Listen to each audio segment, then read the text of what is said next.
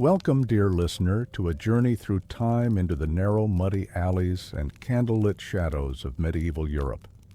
As you settle in for a restorative sleep or a moment of calm, I invite your mind to drift through the foggy fields, stone churches, and wooden shacks where life was woven from discomfort, silence, and deep everyday resilience.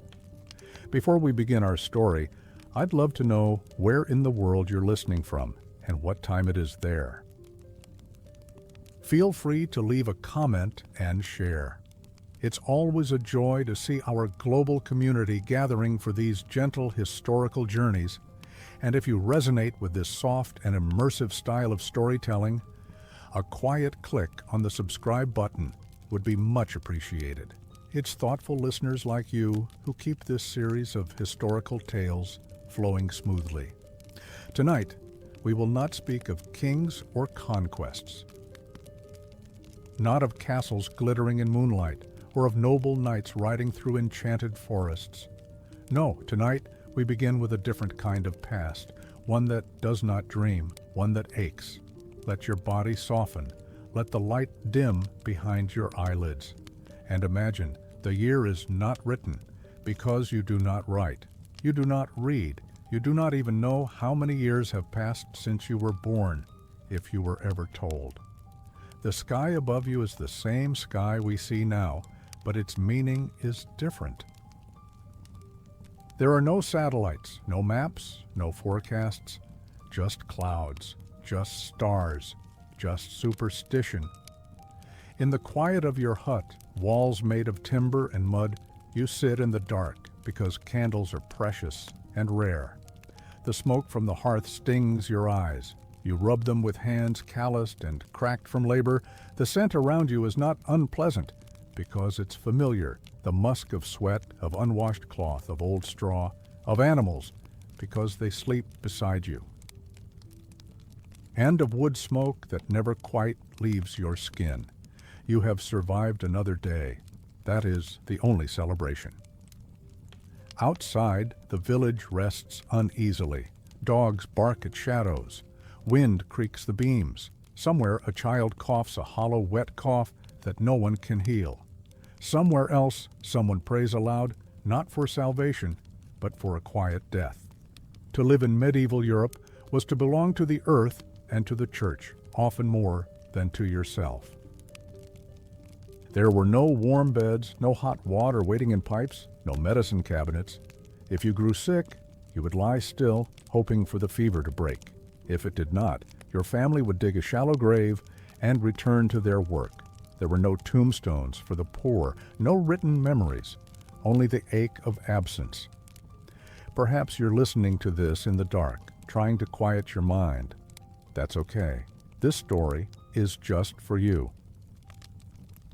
Because history, too, was made by the tired, by the forgotten, by those whose names faded before they were ever etched in ink. Behind every soaring cathedral was a line of bent backs that lifted stones for bread. Behind every sermon about heaven, a child starving through winter. Behind every noble tale, a body aching with blisters, with rot, with silence. This is not the medieval Europe of romance. It is not made of velvet gowns or golden goblets. It is made of dirt under nails, lice in hair, hunger in belly. It is made of women bleeding in childbirth, with no hands to hold theirs, of men crushed beneath wagons, of children sold for goats. And yet they endured, not in triumph, but in survival. In one more day of breath, of work, of watching the horizon for rain or raiders. In one more night curled in straw beside the family pig, whispering a prayer they barely remembered. As we begin this journey together, I invite you to feel the ground beneath your body. Imagine it as cold, unyielding earth. The blanket on your skin becomes a rough woolen shawl, shared between siblings. The silence becomes the darkness of a room where no candle burns. Close your eyes if you'd like. Let your heart beat slow. Let your thoughts scatter like ashes in the hearth. We are about to step through the veil, not into fantasy, but into the thick, heavy truth of what it meant to simply live. not to rule, not to conquer, but to live briefly, painfully, and completely in a time when survival alone was a miracle. And you are not alone. Many and many times have felt what you feel now. It begins in the breath, not the one you take consciously, but the involuntary one, the shallow inhalation through your nose as you cross the threshold of a home, a chapel, or a marketplace in medieval Europe. It carries with it not a single note, but a symphony of decay. The smell of sweat, old leather, scorched fat, mold climbing the wooden beams, the metallic edge of blood, the rot of teeth and time. And it lingers. It is not a momentary offense, but a permanent companion. Because in the Middle Ages, smell was not something to erase. It was something to survive. Close your eyes. Let your senses settle. Picture a narrow room, perhaps no larger than a stable, where 5, 6, even 10 people sleep side by side. The air is stale, thick with the breath of bodies that have not touched water for months. The walls sweat with the cold, but no one dares open a window. Warmth is precious, and fresh air carries unseen dangers.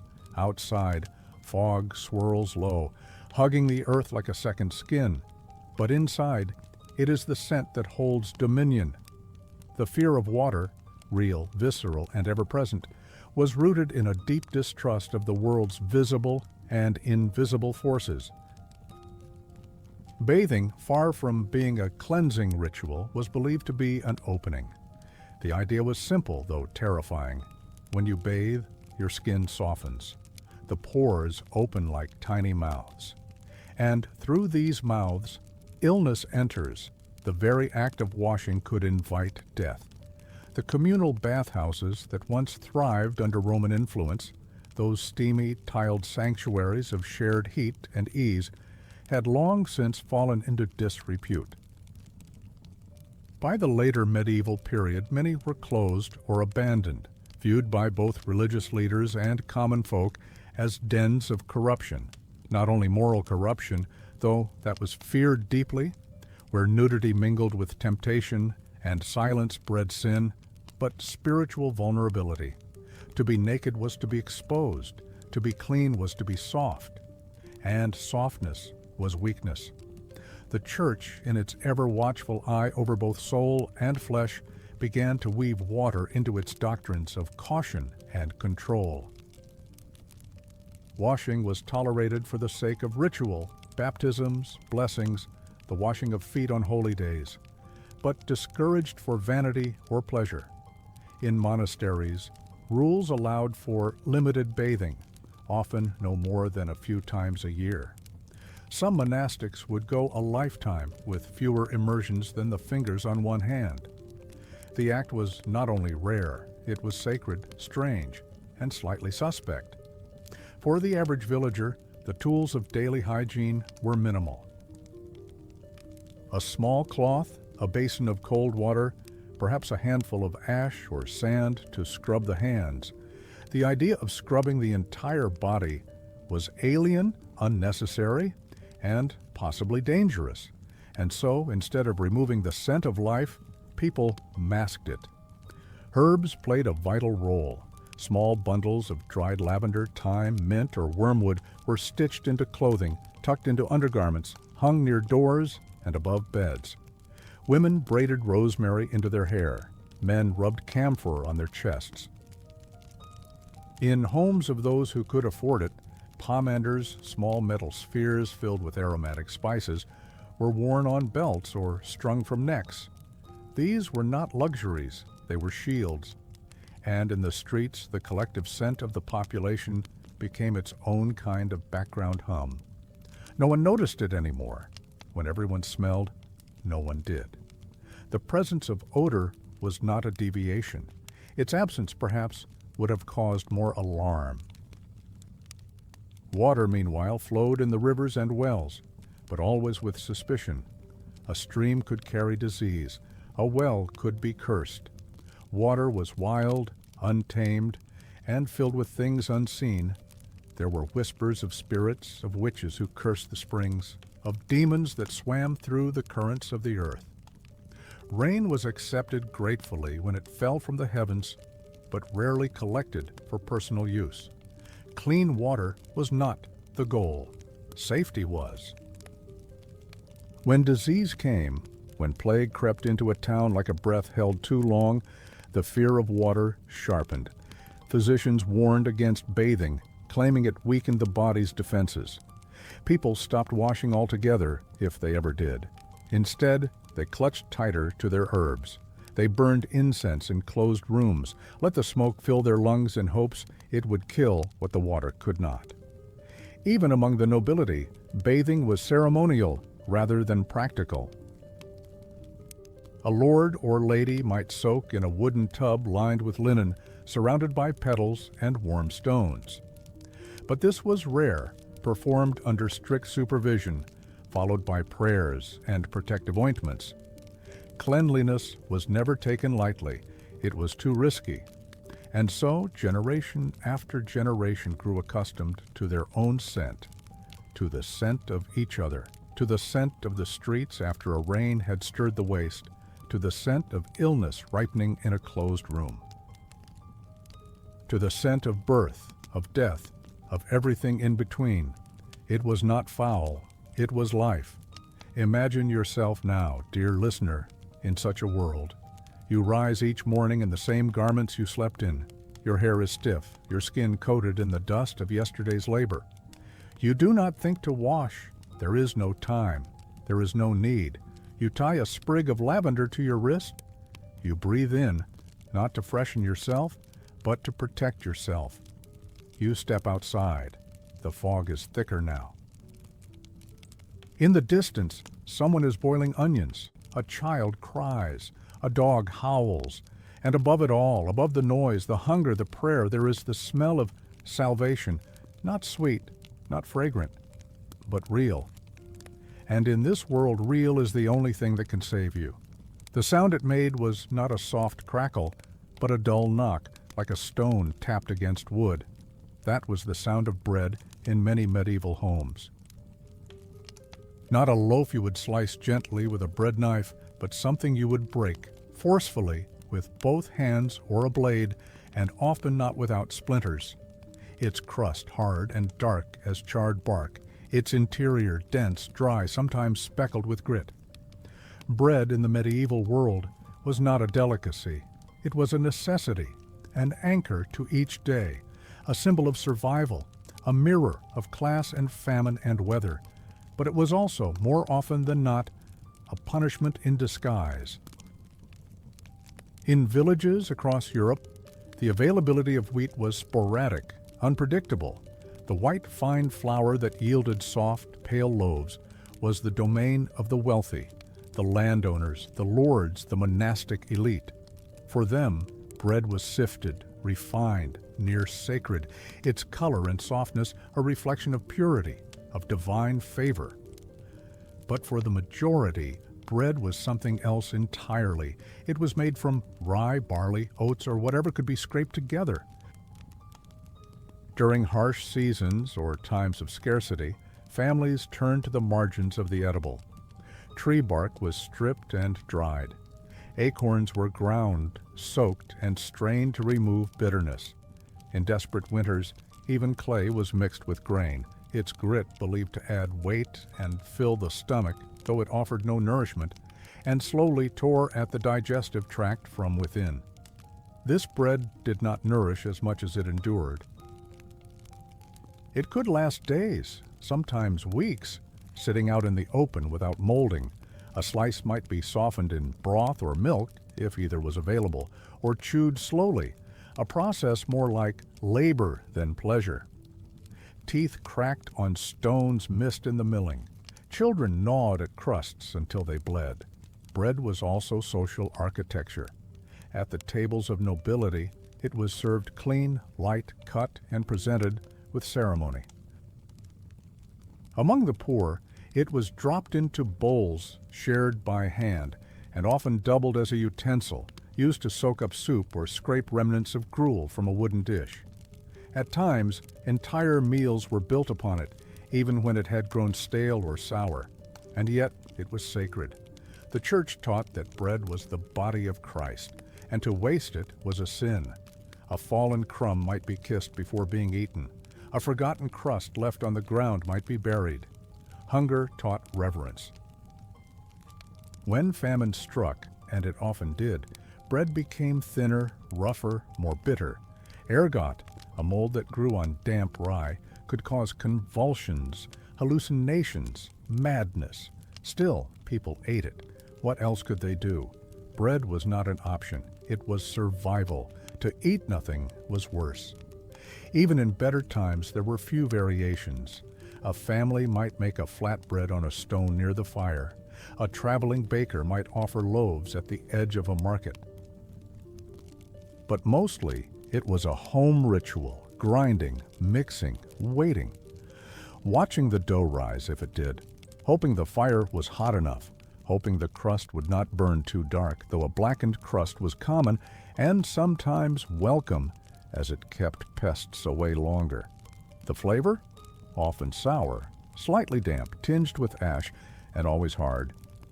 There were no soft slices to wrap around cheese, no honeyed rolls to offer children as treats. Bread was the meal.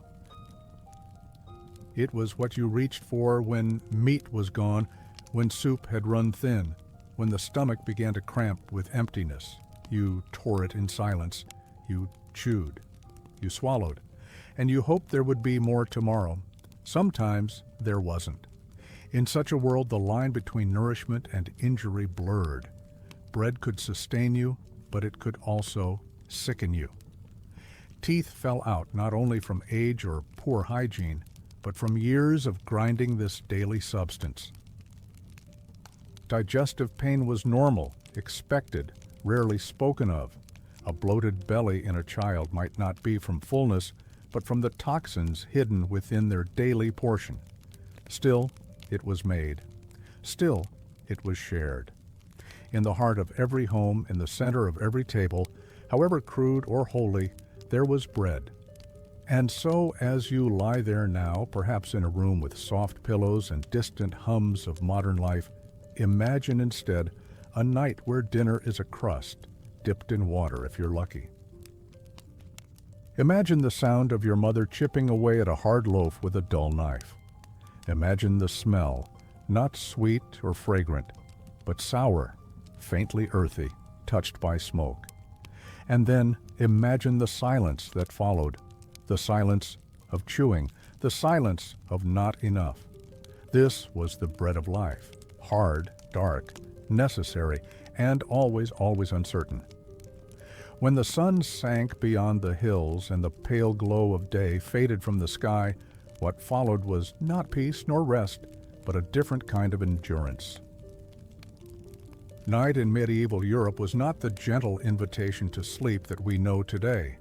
It was a descent into vulnerability, into darkness unbroken by electricity, into silence pierced by the sound of scurrying claws and whispered prayers.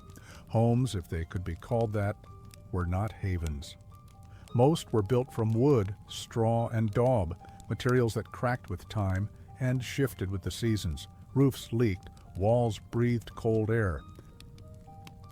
Floors were made of packed dirt, littered with straw, swept rarely and trodden by the feet of animals and humans alike.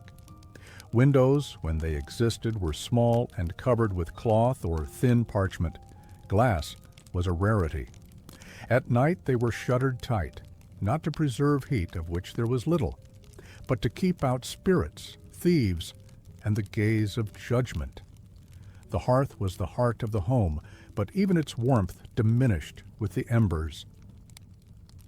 Children curled near it, their small bodies wrapped in shared cloaks or threadbare blankets. Parents slept close by. Privacy was not a concept, neither was silence. Into these cramped spaces came the sounds of survival, the bleating of a goat tied in the corner, the rustling of straw as mice built nests beneath the bedding, the sharp squeals of rats chasing each other across beams, droppings scattered like seeds across the floor. The stench of urine, human and animal, soaked the edges of the room, never fully cleared away. The outhouse, if there was one, stood at a distance. But at night it was too dangerous to visit. Instead, a chamber pot might serve, emptied come morning, if someone remembered. But perhaps worse than the physical discomfort was the fear. In the Middle Ages, the night was not just a lack of light, it was a realm. A space where demons moved freely, where souls could be snatched in sleep, where dreams were not understood as subconscious workings, but as visitations. Nightmares were interpreted as signs of spiritual attack. A shadow passing across your face might not be a dream at all, but a devil pressing upon your chest, whispering temptation, sowing sickness. This belief was not merely superstition, it was culture. Priests warned of demons entering through the ears as one slept. Stories were shared of people who awoke gasping, clawing at invisible hands, only to be told later that they had failed to confess, that they had drawn evil into themselves through sin. The weight on the chest, the paralysis upon waking, the screams in the night, these were not understood as sleep disorders, but as battles for the soul. Mothers whispered prayers over their infants before laying them down. Men crossed themselves before sleep. Herbs were hung above beds, mugwort, sage, garlic. Not for dreams, but for protection. And yet, the dreams still came. Rooms were not divided. Children, parents, even neighbors might sleep in the same space. At times, animals were brought inside, especially in winter. A pig for warmth, chickens in baskets, dogs curled at the door. The breath of each creature rose into the cold air, mingling into a fog of sleep, discomfort, and survival. The bed, if it could be called that, might be a shared pallet of straw. It creaked beneath every movement. It itched. It housed lice, fleas, sometimes ticks. To lie down was not to relax, it was to endure, and yet they did. Imagine now the moment when the last candle is extinguished. The only light remaining is the flicker of coals and the moon, if it's full. You lie on your back, staring into blackness. You hear breathing, snoring, whimpering. Somewhere in the walls, something scratches. A child murmurs in sleep. A dog shifts, groaning. You feel the cold creeping through the floorboards into your spine. You wrap your arms tighter. You pray softly, lips barely moving, not for rest, but for protection. Because in this time, to sleep was not to dream, it was to surrender, to darkness, to cold, to fear, and perhaps, if you were lucky, to mourning. In the folds of medieval life there was little room for dreams, least of all for children. Childhood, as a space of freedom or tenderness, did not yet exist in the imagination of society. A child was not considered a soul to nurture, but a body to mold. A pair of hands that could soon contribute to the burden of survival. A future worker, a future mother, a future tool. From the moment a child could stand and walk steadily, perhaps by age 3, certainly by 4, tasks were assigned. These were not games in disguise. They were real chores, necessary for the function of the household. A girl might carry water from the village well, her arms trembling beneath the weight of a full wooden pail. A boy might trail after his father at dawn, still rubbing the sleep from his eyes, tasked with keeping the livestock from wandering or gathering kindling from the forest edge. These duties were not offered as favors or tokens of maturity. They were expected. Failure to comply could result in punishment. Childhood was neither protected nor prolonged. There were no concepts of adolescence, no space for growing up slowly. By 7, many children were fully embedded in adult routines. They might spend long hours in the fields, sowing or harvesting. They might grind grain, spin wool, gather herbs, chop vegetables, clean animal waste, tend to younger siblings. In the cold months, they huddled indoors with the family, helping to mend clothes, fix tools, or prepare meals from whatever stores remained. There were no toys waiting at the end of the day. A toy, when it existed, was a stone, a bone, a bundle of straw tied with string. Dolls were simple figures of cloth or wood, their faces blank. A child's play often mimicked adult life, make-believe meals, feigned plowing, the mimicry of childbirth or prayers. There was no escape from the adult world. It shaped them from within. Punishment was frequent, normalized, and often physical. A child's tears were not cause for concern, but interruption. Parents, already weighed down by hunger and exhaustion, had no margin for indulgence. A misstep, a disobedient word, a clumsy accident could result in a cuff to the ear, a switch to the legs, a day without food. Shame was used freely. Public reprimand, harsh words, cold silences, all served to carve obedience into the child's soul. The goal was not to raise a happy child, but a quiet, useful one. For girls, the expectations narrowed even more. A daughter was raised with the understanding that she belonged to someone, first to her father, later to a husband. She would be married off not by choice, but by agreement, often while still a child. In some cases, betrothals were arranged by the age of 5 or 6. By the time her body began to change, she was already considered a vessel, ready to bear the weight of family, childbirth, and service. In the home, she learned to sew, to prepare food, to obey without question. Her voice was measured, her laughter subdued. If she was loud, she was corrected. If she asked too many questions, she was silenced.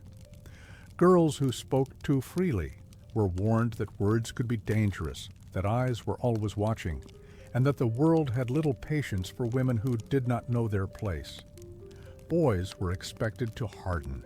They were taught to withhold emotion, to carry burdens, to work without complaint. If they cried, they were mocked. If they hesitated, they were corrected. The path before them was not bright with ambition, but narrow with necessity. If their family owned land, they might inherit it. If not, they might become servants, apprentices, soldiers, monks. Few choices, few dreams. The church cast a long shadow over all childhood. It taught that even infants were marked by sin. Baptism was their only hope of salvation. From their earliest days, children were taught that suffering was holy, that obedience was sacred, and that joy was fleeting. The idea of original sin weighed heavily. A child who disobeyed was not just disobedient, they were spiritually errant, in need of correction, not just from parents, but from God. Formal education was rare and deeply class-based. In monasteries or cathedral schools, some boys, never girls, might learn Latin scripture, basic arithmetic. But even these children were often more servants than students, rising before dawn for prayers, scrubbing floors, copying texts by candlelight. For the vast majority, letters and numbers remained unknown. A name, perhaps, memorized by sound. A handful of prayers, that was the extent of literacy. Among the poorest, the streets became classrooms, begging, stealing, running errands, watching how older children survived, listening, learning which faces to trust, which hands to avoid. Every bruise was a lesson, every cold night a reminder. Death was close. Children died often and young. From fever, from hunger, from infections without names. A mother might give birth to 10 children and see only 2 survive into adulthood. Grief was constant. It hardened the heart.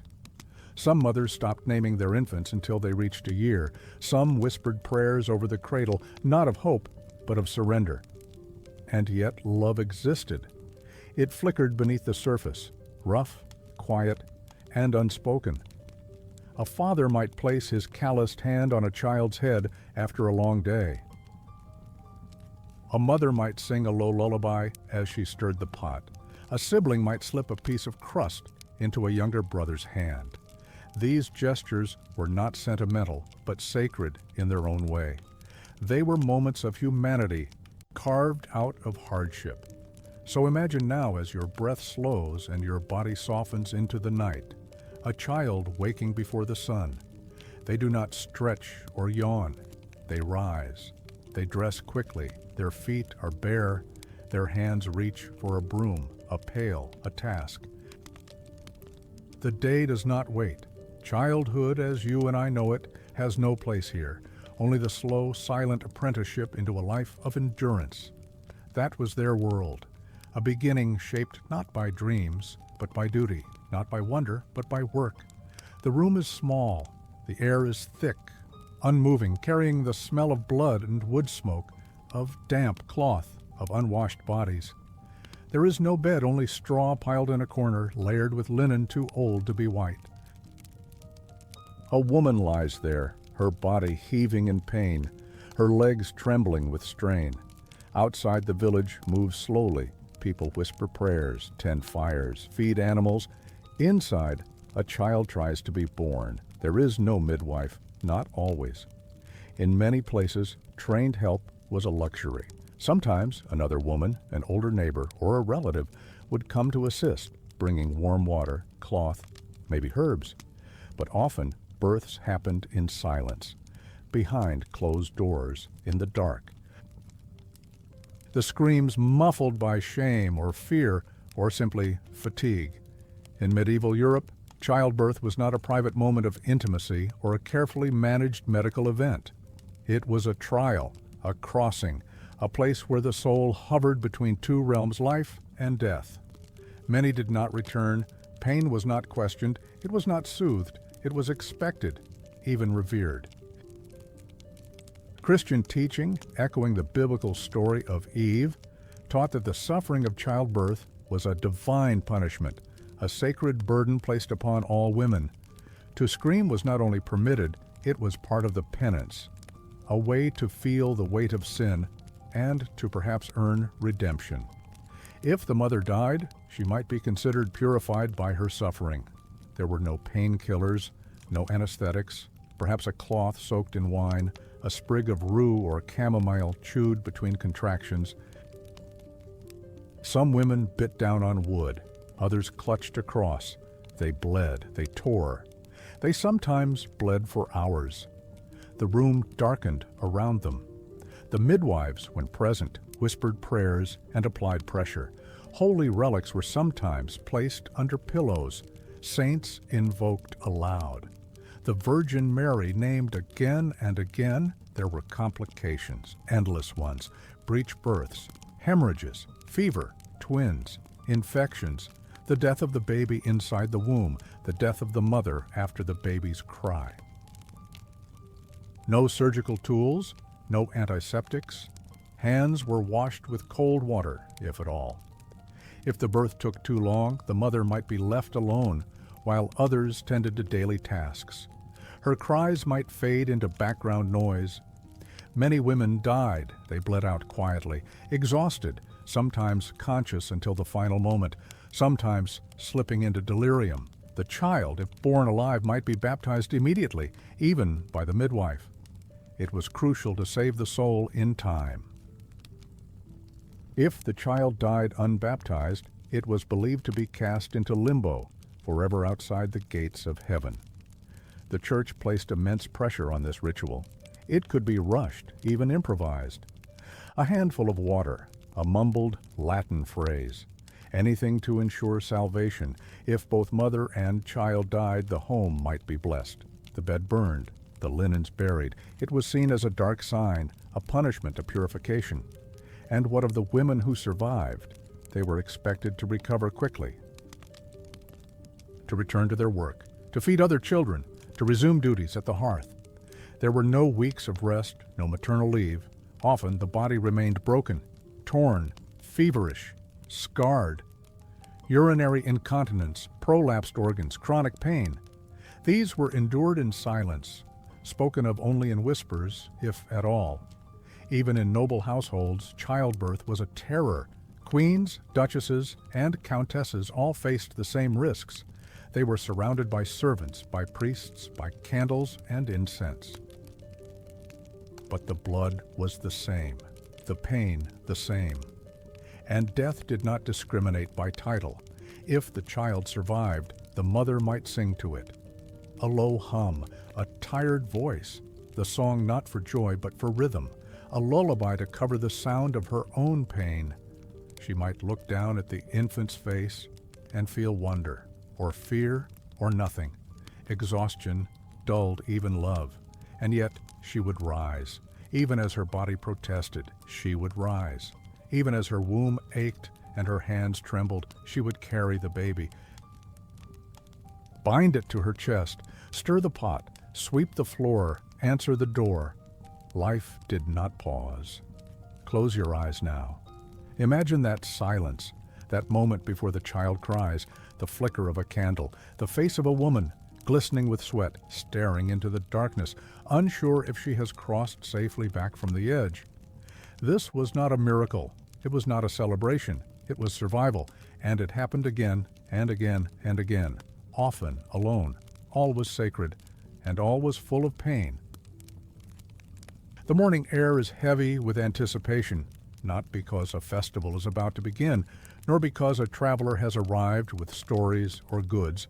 The people gather for something else, something darker, something final. They gather for a death. In medieval towns and villages, executions were not private affairs carried out behind thick walls. They were public rituals, collective performances of power, morality, and fear. The scaffold stood tall in the square or on a hill above the town, visible from every corner. Built of wood, sometimes stained with the memory of past punishments, it was not merely a place of endings, it was a stage. Crowds formed early, parents brought their children, vendors sold food, wine, small trinkets. The scent of roasted meat mingled with sweat and smoke. There was chatter, speculation. Who would cry? Who would beg? Whether justice would be swift or slow. People took sides. The condemned were rarely unknown. Often they were neighbors, former lovers, petty thieves, heretics, or simply poor souls caught on the wrong side of law or rumor. The punishment depended on the crime or the spectacle desired. Hanging was common, a rope, a beam, a quick drop, if the executioner was skilled, but often the rope was short and the neck did not snap. The body kicked, twitched, struggled. Children watched as the air left the body, a lesson they were told, a warning. Beheading was reserved for nobility. It was cleaner, more dignified if the blade was sharp, but even then mistakes were made, heads not severed with the first strike. A sword raised again and again. Burning was slower, flames licking at feet, then legs, then higher. The smoke thick. The screams unforgettable. Women accused of heresy, witchcraft, or sexual transgression were often sentenced to fire. Their cries were said to purify the soul. There was more, drawing and quartering. Bodies pulled apart by horses, boiling in oil, the breaking wheel, limbs shattered slowly under iron bars, public floggings, mutilations, branding, the sound of flesh torn, the silence that followed, and always the crowd. For some, it was justice. For others, it was a show. People laughed, they pointed, they cheered or jeered. The condemned might pray aloud, confess, or curse. Some faced death with dignity. Others wept. Some fainted before the execution began, their bodies held upright by guards. Children watched, not hidden behind cloaks or left at home. They were brought intentionally, so they would learn, so they would fear, so they would remember. The church was present too. Priests stood nearby, reading scriptures, offering last rites. Some comforted the dying, others condemned them. The boundary between justice and ritual blurred. The soul was judged as the body was destroyed. There were days when multiple executions were carried out, one after another, a grim parade of punishment. The crowd stayed, ate, drank, commented, then returned home. That night they slept easily, or not at all.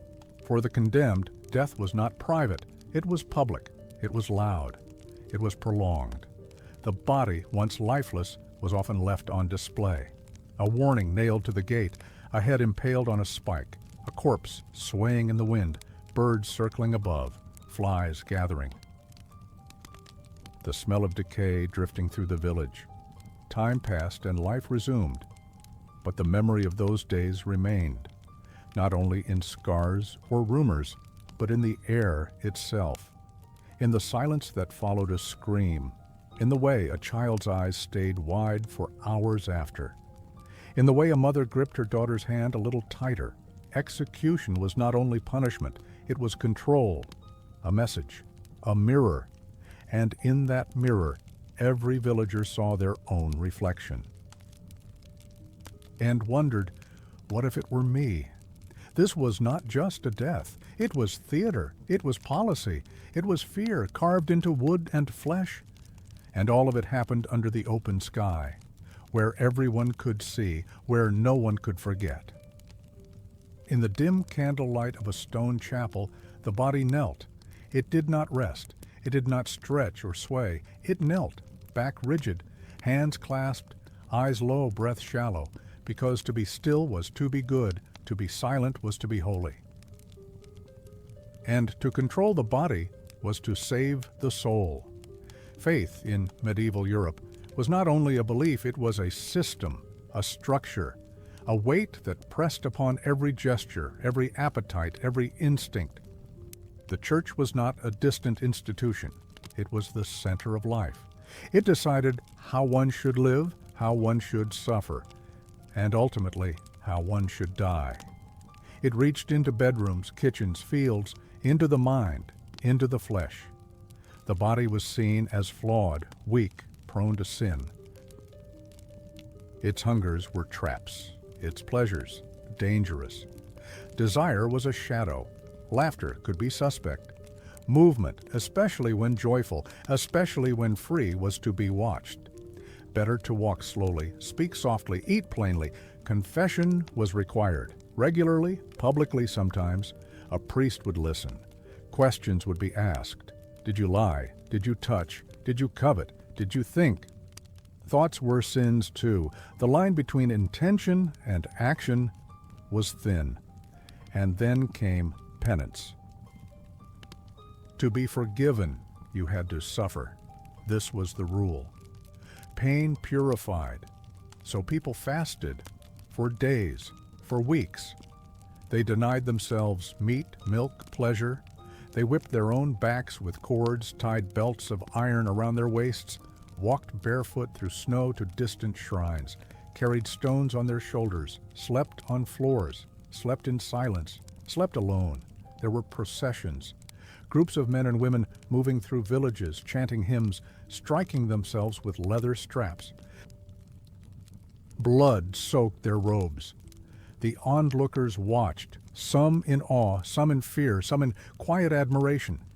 These were not punishments imposed by others. They were choices, proof of devotion, proof of humility. Even the act of eating was steeped in control. Meals were ritualized. Certain foods were forbidden on certain days. Gluttony was a deadly sin. To crave too much was to fall. Monks ate in silence, watched over by images of Christ crucified. Women were expected to eat modestly, to chew slowly, to never ask for more. Hunger became a form of virtue. Clothing, too, was governed. Too soft, too colorful, too tight. These were signs of vanity, of pride. The body had to be hidden, curved lines drawn flat, skin covered even in summer. Beauty was a risk, a temptation, a fault. The church taught that suffering brought you closer to God, that to weep was holy, that to abstain was holy, that to deny your very flesh was the truest form of worship. And people believed. They trained their children to bow their heads, to avoid mirrors, to speak in whispers.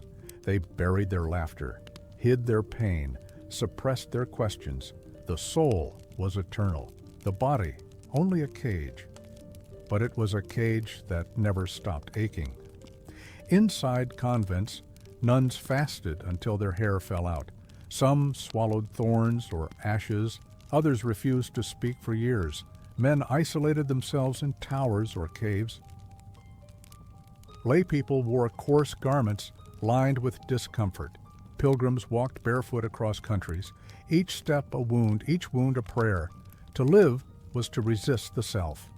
And when illness came, as it always did, the faithful often refused comfort. A fever was a test, a broken limb, a message. They bore their pain with grim silence, afraid that ease would offend heaven. Medicine existed, yes, but not always used. To suffer well was seen as a kind of sainthood. The body belonged to God, not to you. You were only its guardian, and a flawed one at that.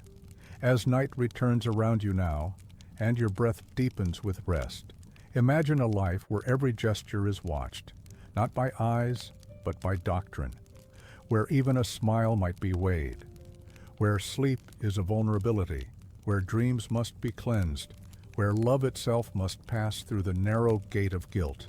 This was not just belief, it was embodiment. The faith that shaped medieval Europe shaped the body, its movements, its hungers, its silences, and in every aching joint, every whispered prayer, every quiet denial, the soul waited, hoping that one day release would come. Imagine the face of a woman in her early 30s, her lips drawn tightly, not in anger, but in effort. She's trying to conceal her mouth, trying not to speak, not to chew, not to smile. Beneath that effort is pain, constant, pulsating, rooted deep in her jaw, beneath blackened enamel and swollen gums. Her teeth, or what remains of them, are loose. The space between her cheek and gum is tender, warm to the touch and foul-smelling. And this is not unusual. It is not rare. It is the norm. In medieval Europe, tooth pain was not a passing nuisance. It was a lifelong companion, a shadow that began early and grew darker with age. Most children began losing teeth not because of age, but because of rot. By adolescence, many already suffered from caries, those deep spreading wounds that hollowed out the insides of their molars. There was no prevention. There was no cure. There was only the waiting, the wincing, and eventually the loss. The diet, simple though it may seem, was unforgiving. Bread, often hard, coarse, baked with ground flour that still contained fragments of husk and stone from primitive milling techniques, acted like sandpaper on enamel. Vegetables were fibrous, and meat, when it could be afforded, was chewed slowly and with difficulty. Honey used as a sweetener clung to the teeth. There was no concept of sugar's danger, no idea that sweetness could invite decay. There were no toothbrushes, no dental hygiene rituals. At most, a cloth might be used to wipe the mouth. Some chewed on twigs, believing that the fibrous ends would clean the spaces between teeth.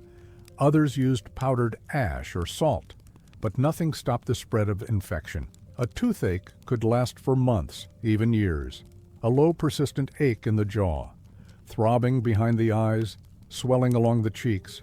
Night after night of broken sleep, of pressing a cold cloth to the side of the face, of begging God for relief. And when the pain became unbearable, when it began to interfere with speech, eating, or breathing, there was only one option left: extraction. But who would perform it? There were no dentists. In towns, the task might fall to the barber surgeon, a man more accustomed to trimming beards or lancing boils. In villages, it might be the blacksmith, or any neighbor with a strong arm and a crude tool. The method was simple: grip, twist, pull. The tool varied: tongs, a knife, the handle of a spoon. There was no numbing agent, no antiseptic. A strong drink might dull the mind, but the pain remained sharp.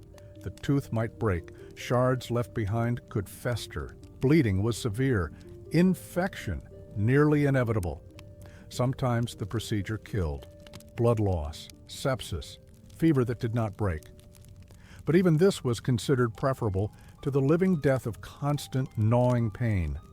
The Church interpreted tooth pain within its larger framework of divine justice. Every suffering had a cause. And if the mouth hurt, surely it was because of misuse, too much eating, too much speaking, too much vanity.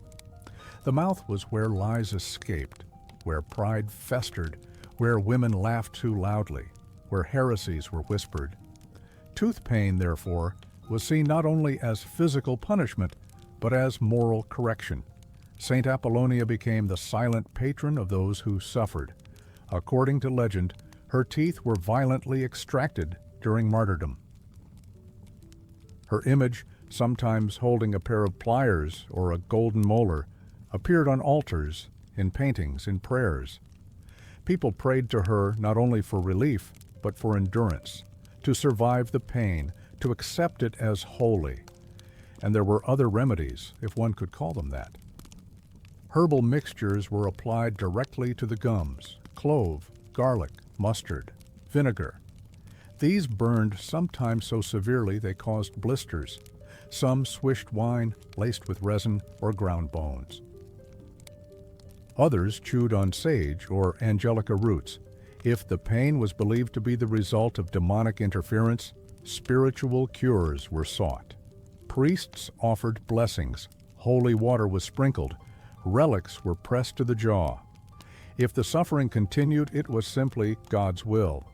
Even noblemen and women, despite access to slightly better care, were not spared.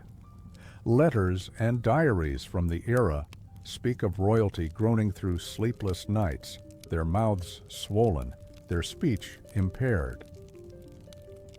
Gold was used to cap teeth, powdered pearls to clean them, but wealth did little to prevent the rot. Tooth loss changed the face.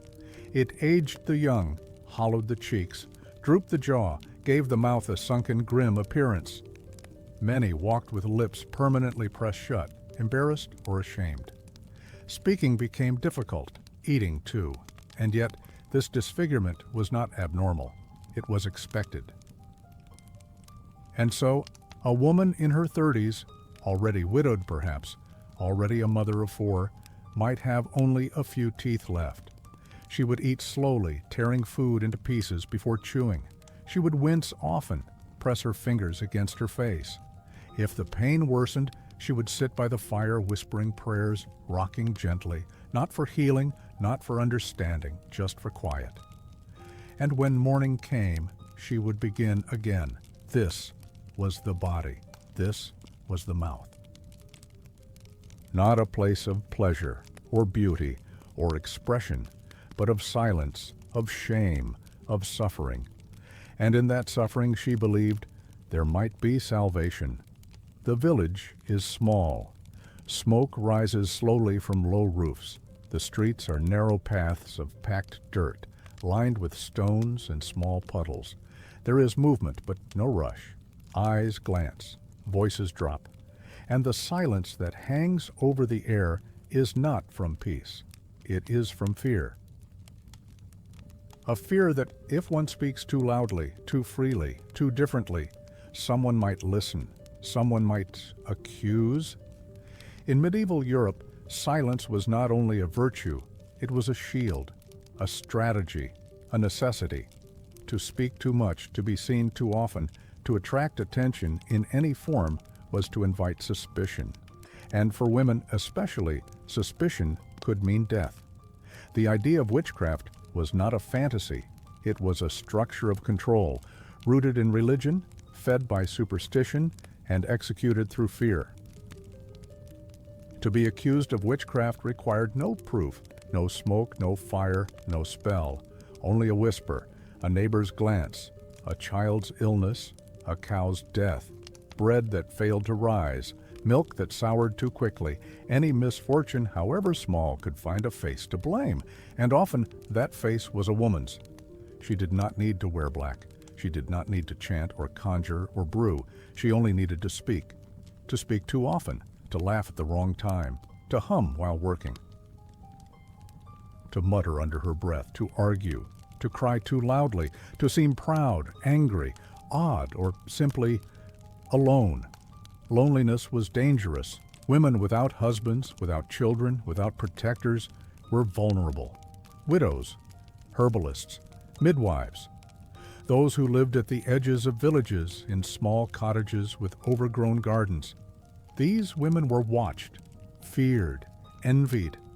Their independence, however mild, was interpreted as power, and power in women was rarely forgiven. Stories spread quickly. She walks at night. Her cat never leaves her side. She was seen near the barn the day before the calf died. She sings strange songs. She does not kneel often enough in church. Her bread tastes different. Her eyes linger too long. Even something as innocent as a yawn could be twisted.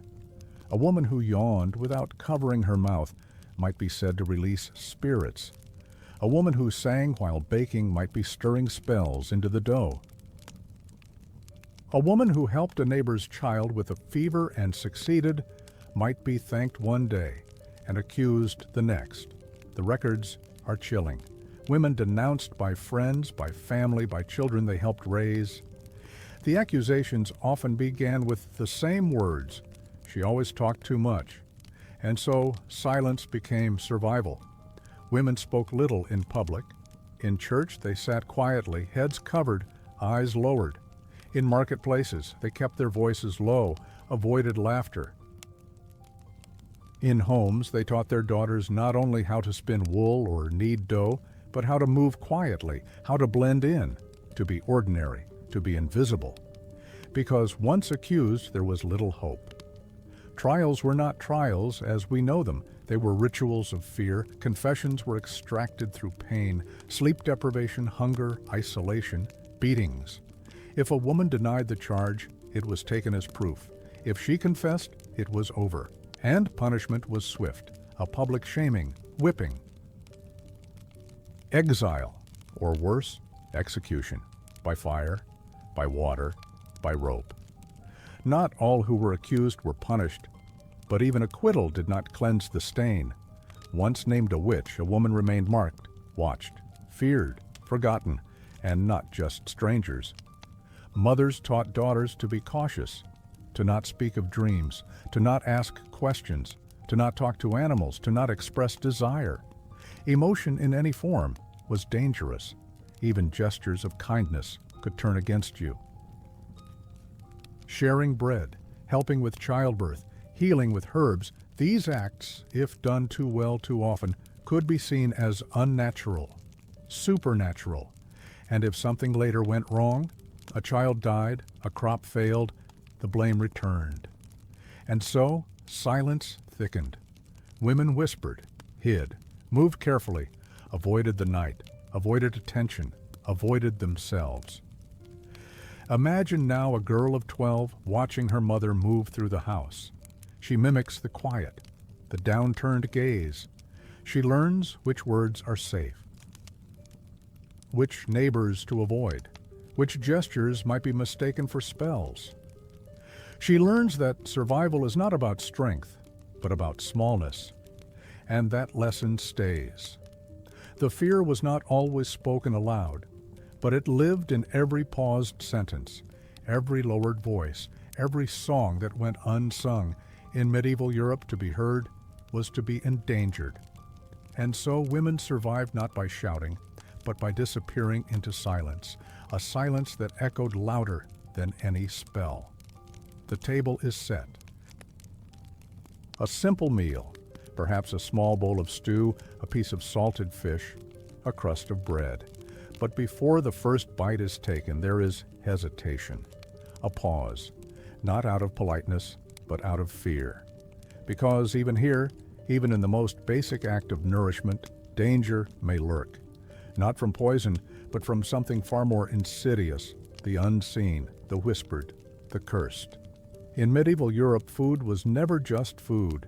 It was spiritual territory, a conduit between the visible and the invisible. What one ate could nourish the body, but it could also, in the minds of many, contaminate the soul. And this fear was not rare.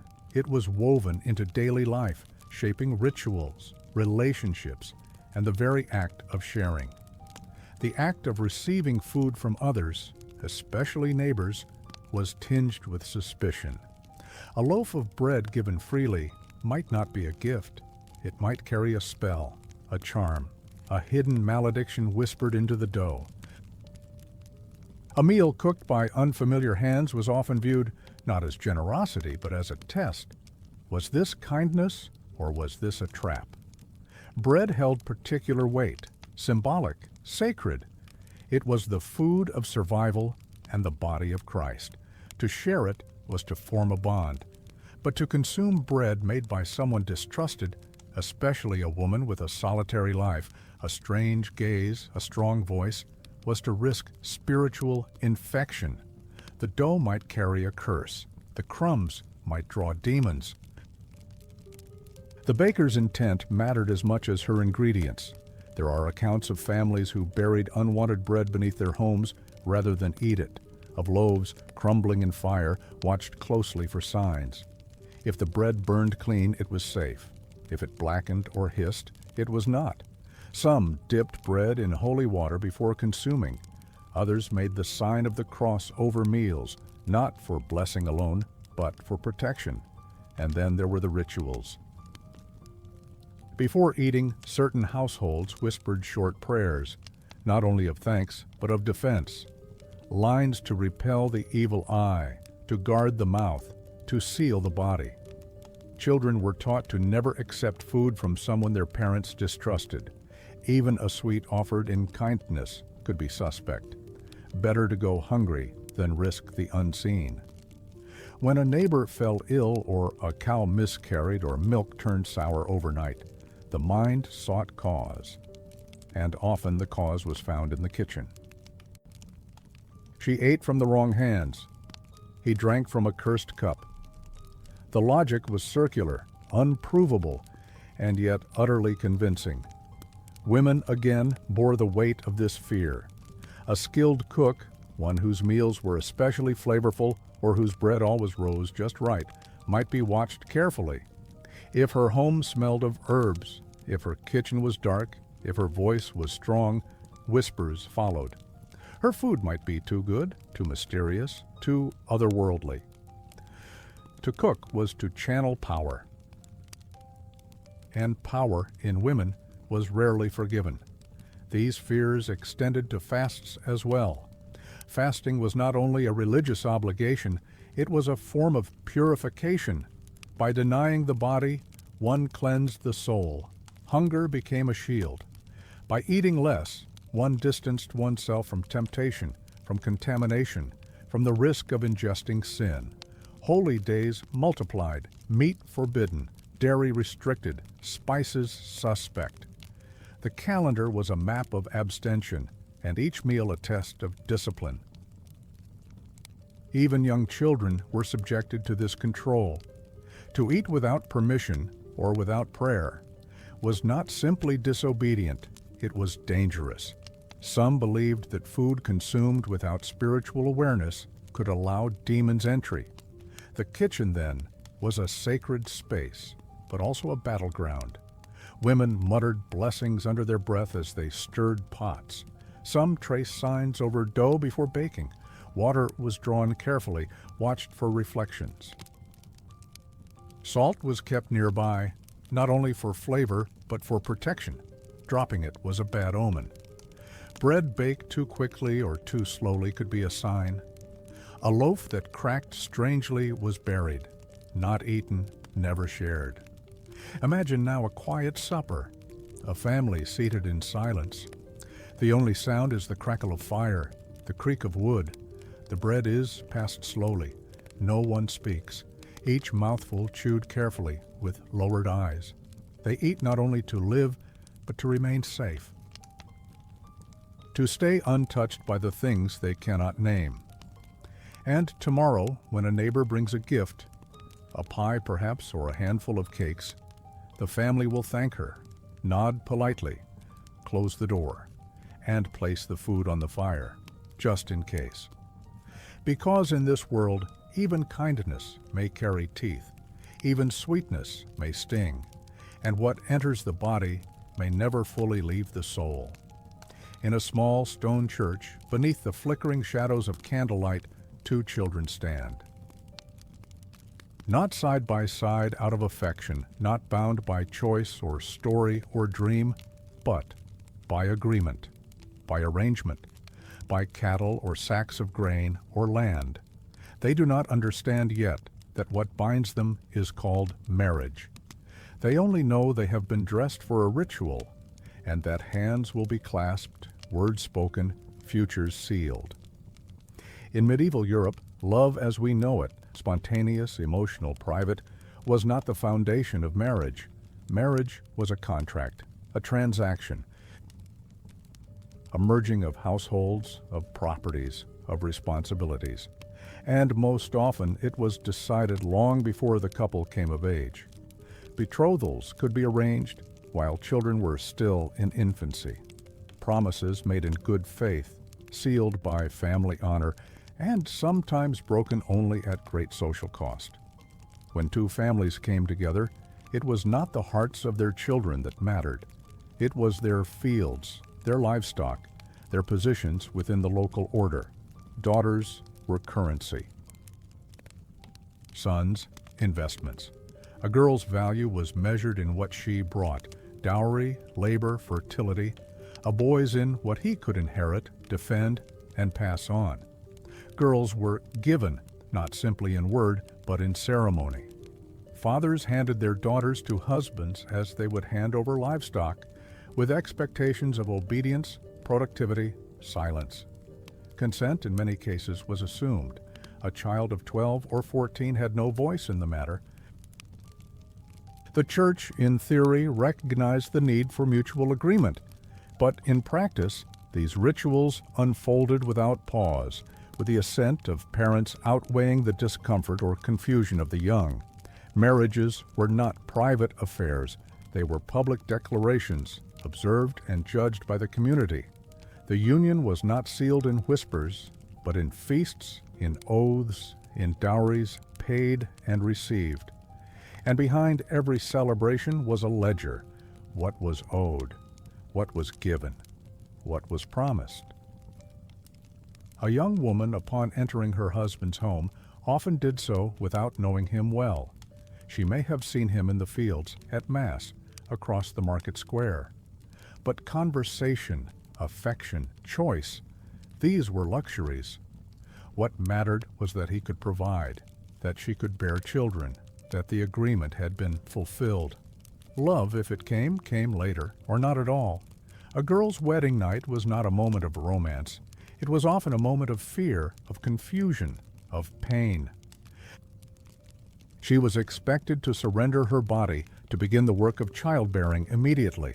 If she cried, she was consoled or chastised. If she bled, it was proof of virtue. If she did not, rumors spread. For many, this was the beginning of a long silence, a life of labor, submission, and duty, of raising children, keeping house, tending land, of bending to a man not chosen but assigned.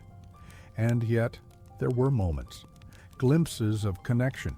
Some couples grew close through routine, through hardship, through the shared weight of survival, a touch at dusk, a word of comfort in winter, a life built not from love, but from endurance. There were exceptions, of course, stories of runaway brides, of lovers who defied their parents, of unions formed in secret, but these were rare and often punished. A woman who resisted marriage risked shame. A man who refused a match risked dishonor. The system depended on compliance. For the poor, the stakes were even higher. A daughter married off could mean one less mouth to feed. A son's marriage could mean an extra pair of hands. Sentiment had little space in the equation, and so girls as young as 12 became wives. Boys of 14 became husbands. Children disappeared into roles shaped by tradition, by economy, by fear. Imagine now a young girl standing barefoot in a dirt courtyard, her hair braided tight, her eyes cast down. She has just been told her match. the name of a boy she barely knows. She nods. She does not ask why. She is told this is a blessing, that her family will benefit, that she is lucky. And so she prepares. There is no white dress, no music, no promise of joy, only duty, only ritual, only the quiet knowledge that from now on her life belongs to someone else. Love may come, or it may not. But the deal is done, and in the silence of that exchange, in the weight of a goat or a bushel of wheat or a piece of land, the future is sealed, not with a kiss, but with a price. The lines on a face begin to deepen, the skin around the eyes loses its tightness, joints ache, hair thins. These are the signs of age we expect in a body that has lived for decades. But in medieval Europe, they might appear before a person turned 30. At 35, you were old. At 40, you were exceptional. Life for the vast majority was short. Not only because of war or famine, but because the very structure of existence was harsh, unrelenting, and without reprieve. The idea of growing old with grace, of retiring into rest, was not only rare, it was almost unthinkable. Many children did not live past infancy. Fever, hunger, or infections without names took them quickly. For those who survived into childhood, the dangers shifted. Accidents, malnourishment, the burden of labor too early placed upon too small a body. And if one reached adulthood, the next years were consumed by survival, of childbirth, of illness, of winter, of war. There were no vaccines, no antibiotics, no sterile instruments. A wound from a rusty nail could end in death. A cough that lingered could harden into something fatal. Water carried disease. Food spoiled quickly. The body, overworked and underfed, began to falter early. Women, especially, bore the heaviest toll. Pregnancy was constant. Nursing, endless. Miscarriages, common. The uterus stretched and tore without healing. Pelvic injuries were expected, not treated. Hemorrhage was frequent. Maternal mortality loomed like a shadow over every birth. And if a woman gave birth 10 times, it was likely she would bury several of her children and perhaps die with the last. Men faced different but equally fatal burdens. Labor wore down their backs, their lungs, their hands. They fought in wars, often conscripted with little training and poor weapons. Farming under the sun, hauling stone, cutting wood, all aged the body rapidly. By 30, their teeth were worn, their skin darkened by the elements, their knees stiff from repetitive strain. Old age, in the romantic sense, belonged only to a few. Those who survived into their 50s or 60s were considered near mystical. They were listened to, respected, but also feared. Age was associated with wisdom, yes, but also with danger. Some believed the very old had made pacts to survive, had outlived the natural course of life through supernatural means. Appearance played a role in this perception. Gray hair, sunken cheeks, curved backs, these were signs not only of time, but of proximity to death. And death was ever present. The body could decay from within, silently. Cancer had no name, no diagnosis. People simply wasted away. Eyes grew glassy, skin turned pale. And when breath stopped, there were prayers, rituals, burial, sometimes the same day. But even death was not restful. Bodies were wrapped quickly, graves dug shallow, cemeteries crowded, plague victims were buried en masse, and mourning, though deep, was often brief. The living had to continue. There were fields to tend, children to feed, bread to bake. Imagine a woman of 38.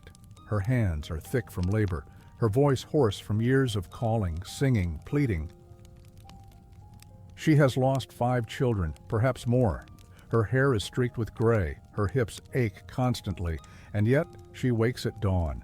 She lights the fire, she feeds the animals, she kneads the bread. She is, by all measures, old. There are no mirrors in her home. She does not see herself clearly, but she feels her age in every movement, every breath. The lines on her face, etched by sun and worry and time, tell her story without words. To be 40 was to be rare.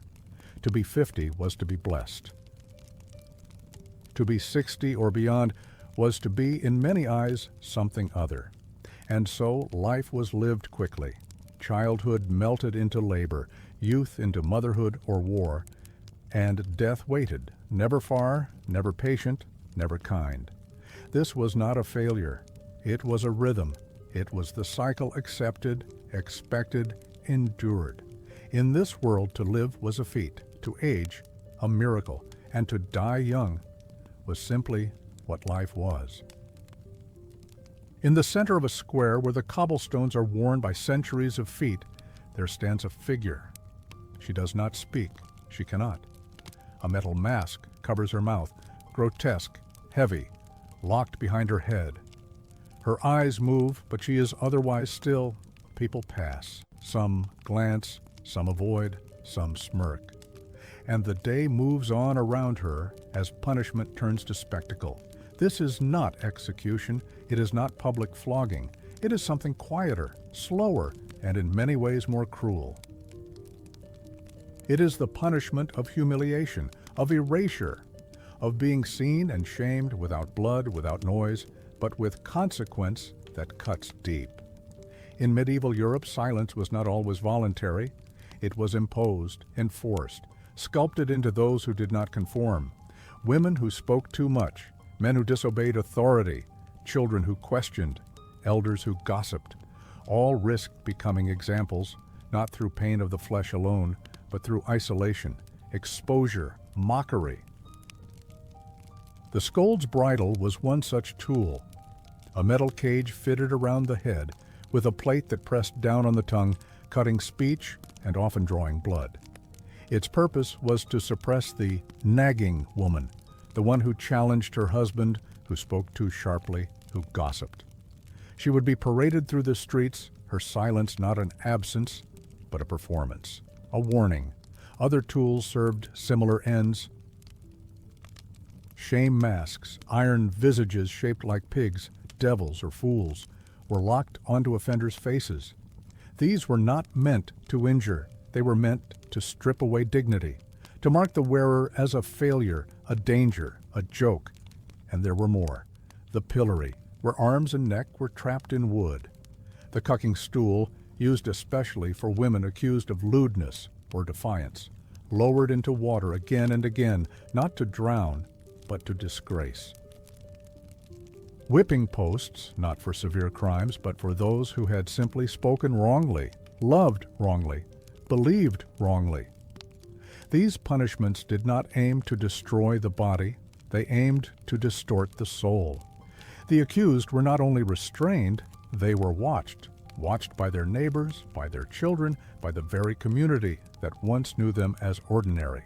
Now they were marked, not by scars but by silence, and for many, that silence never left.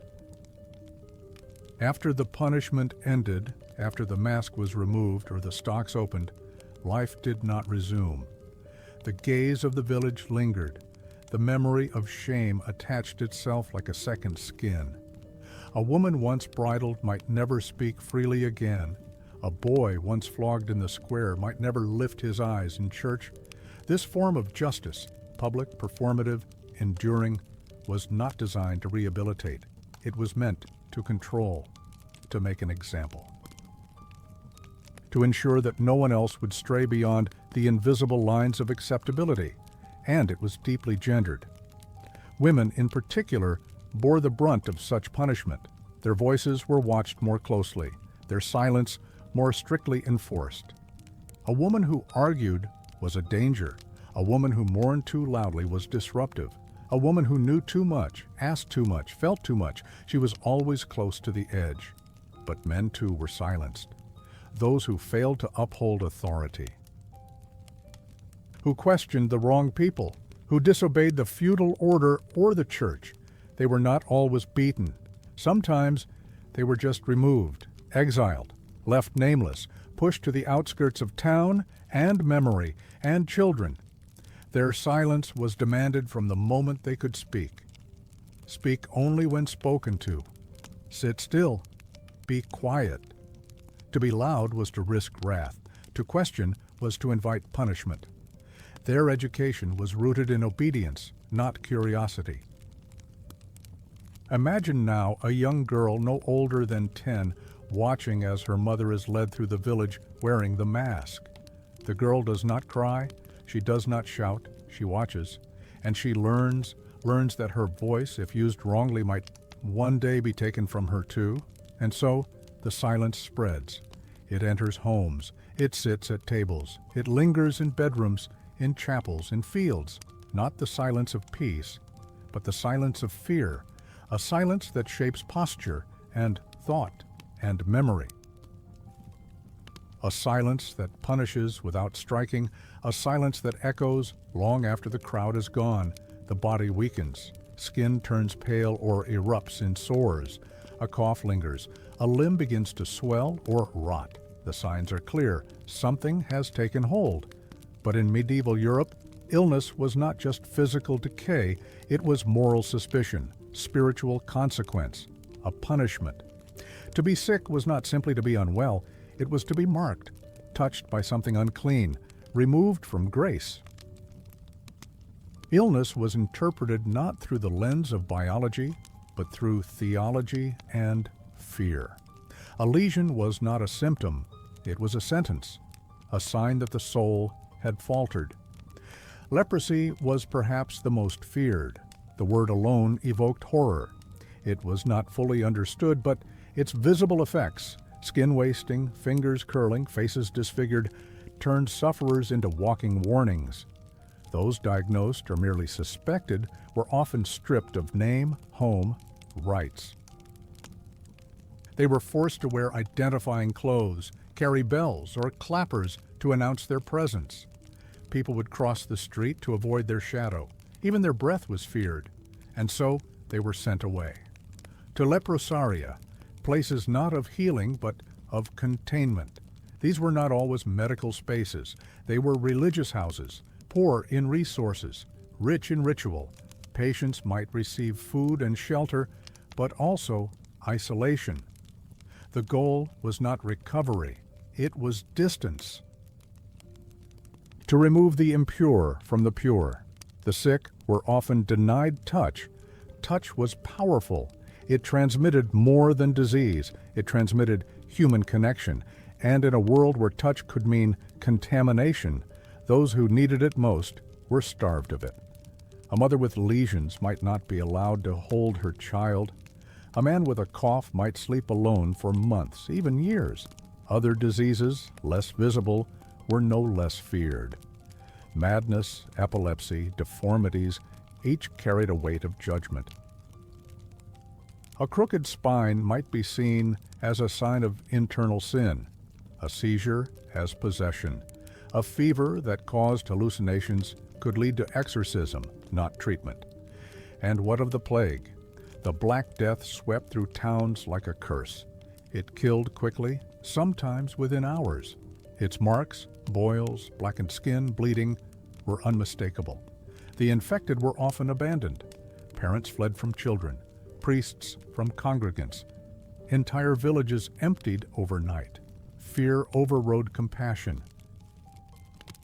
Prayers were said, of course. Processions marched. People lashed themselves in public, hoping that pain would cleanse the world. But those already sick were left behind. Homes were boarded, bodies piled, bells tolled endlessly. The church offered explanations. Disease was divine retribution for sin, for lust, for pride. The sick were paying a debt, their bodies, manifestations of divine anger. Even physicians, few and poorly trained, reinforced this view. Theories of imbalance, of corrupted air, of punishment from God shaped every diagnosis. Healing, when attempted, came from herbs, from ritual, from faith. A relic pressed to the skin, a saint's name whispered over the wound, a mixture of vinegar and ash. Sometimes it helped, often it did not.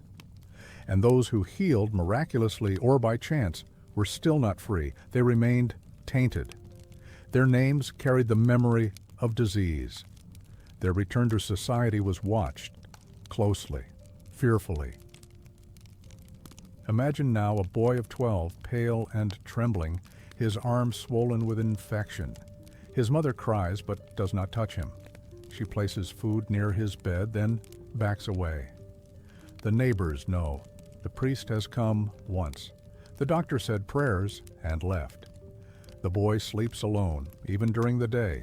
The house is quiet. The village has already moved on. His survival is uncertain.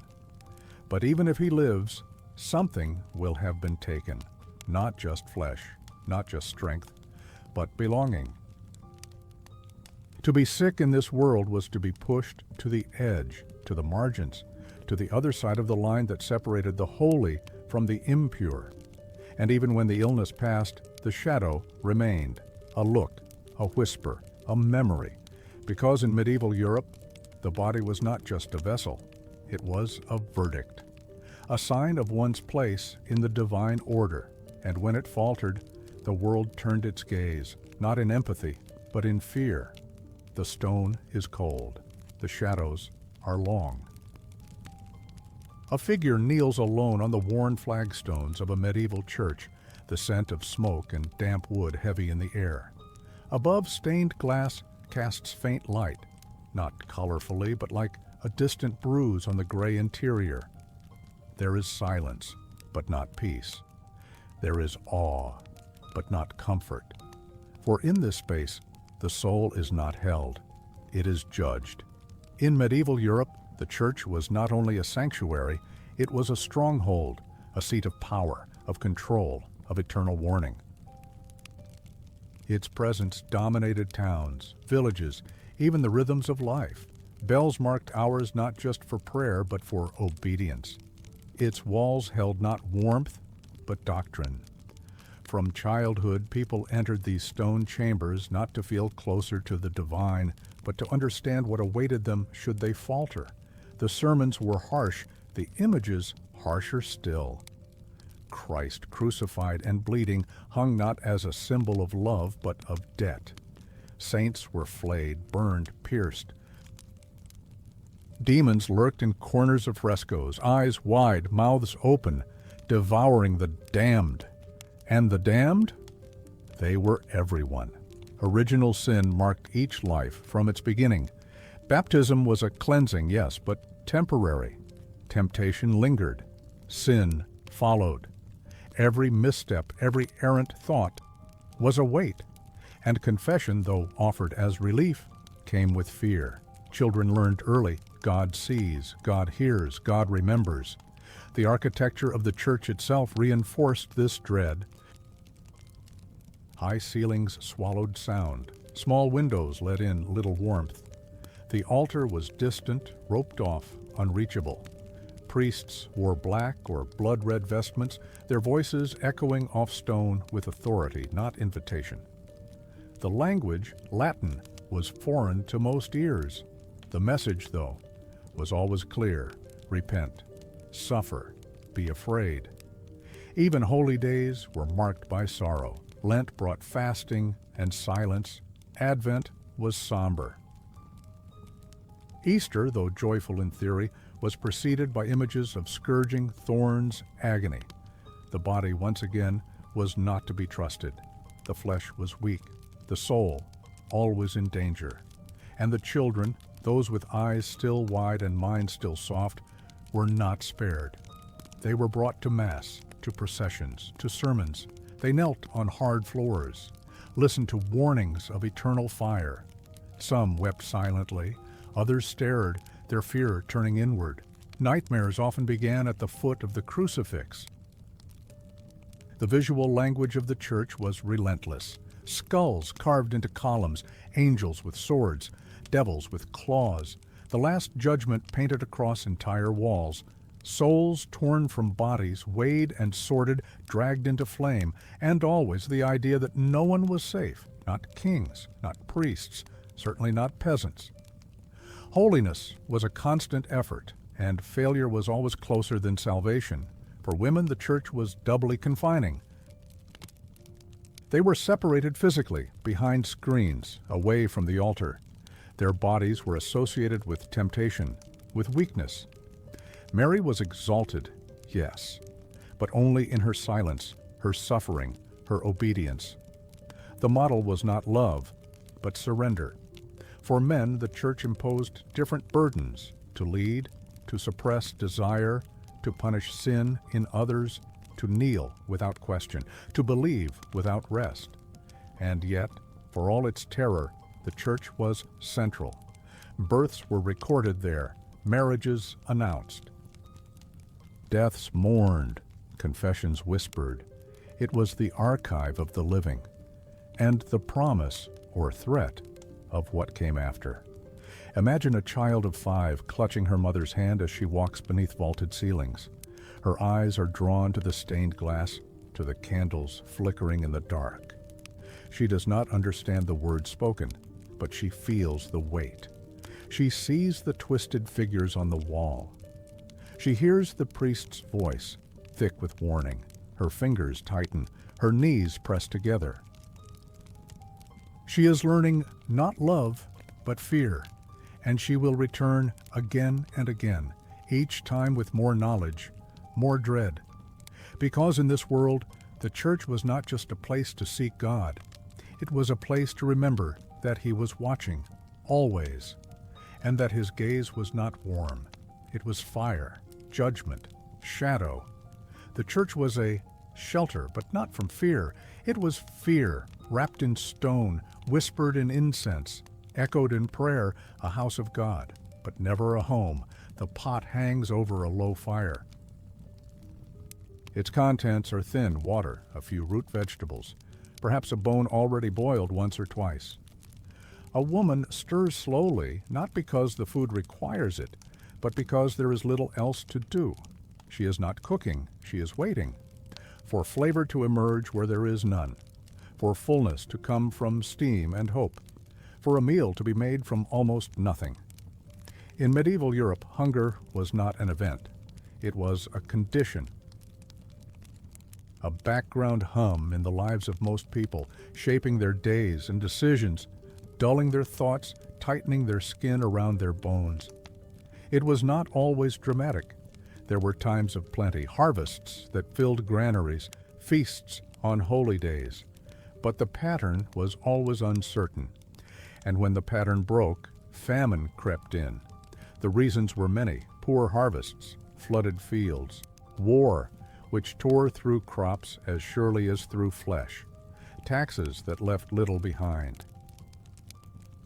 And the church, which enforced fasting not as a choice, but as a divine mandate: Lent, Advent, Ember Days, Saints' Vigils, days upon days where meat was forbidden, dairy denied, pleasures paused.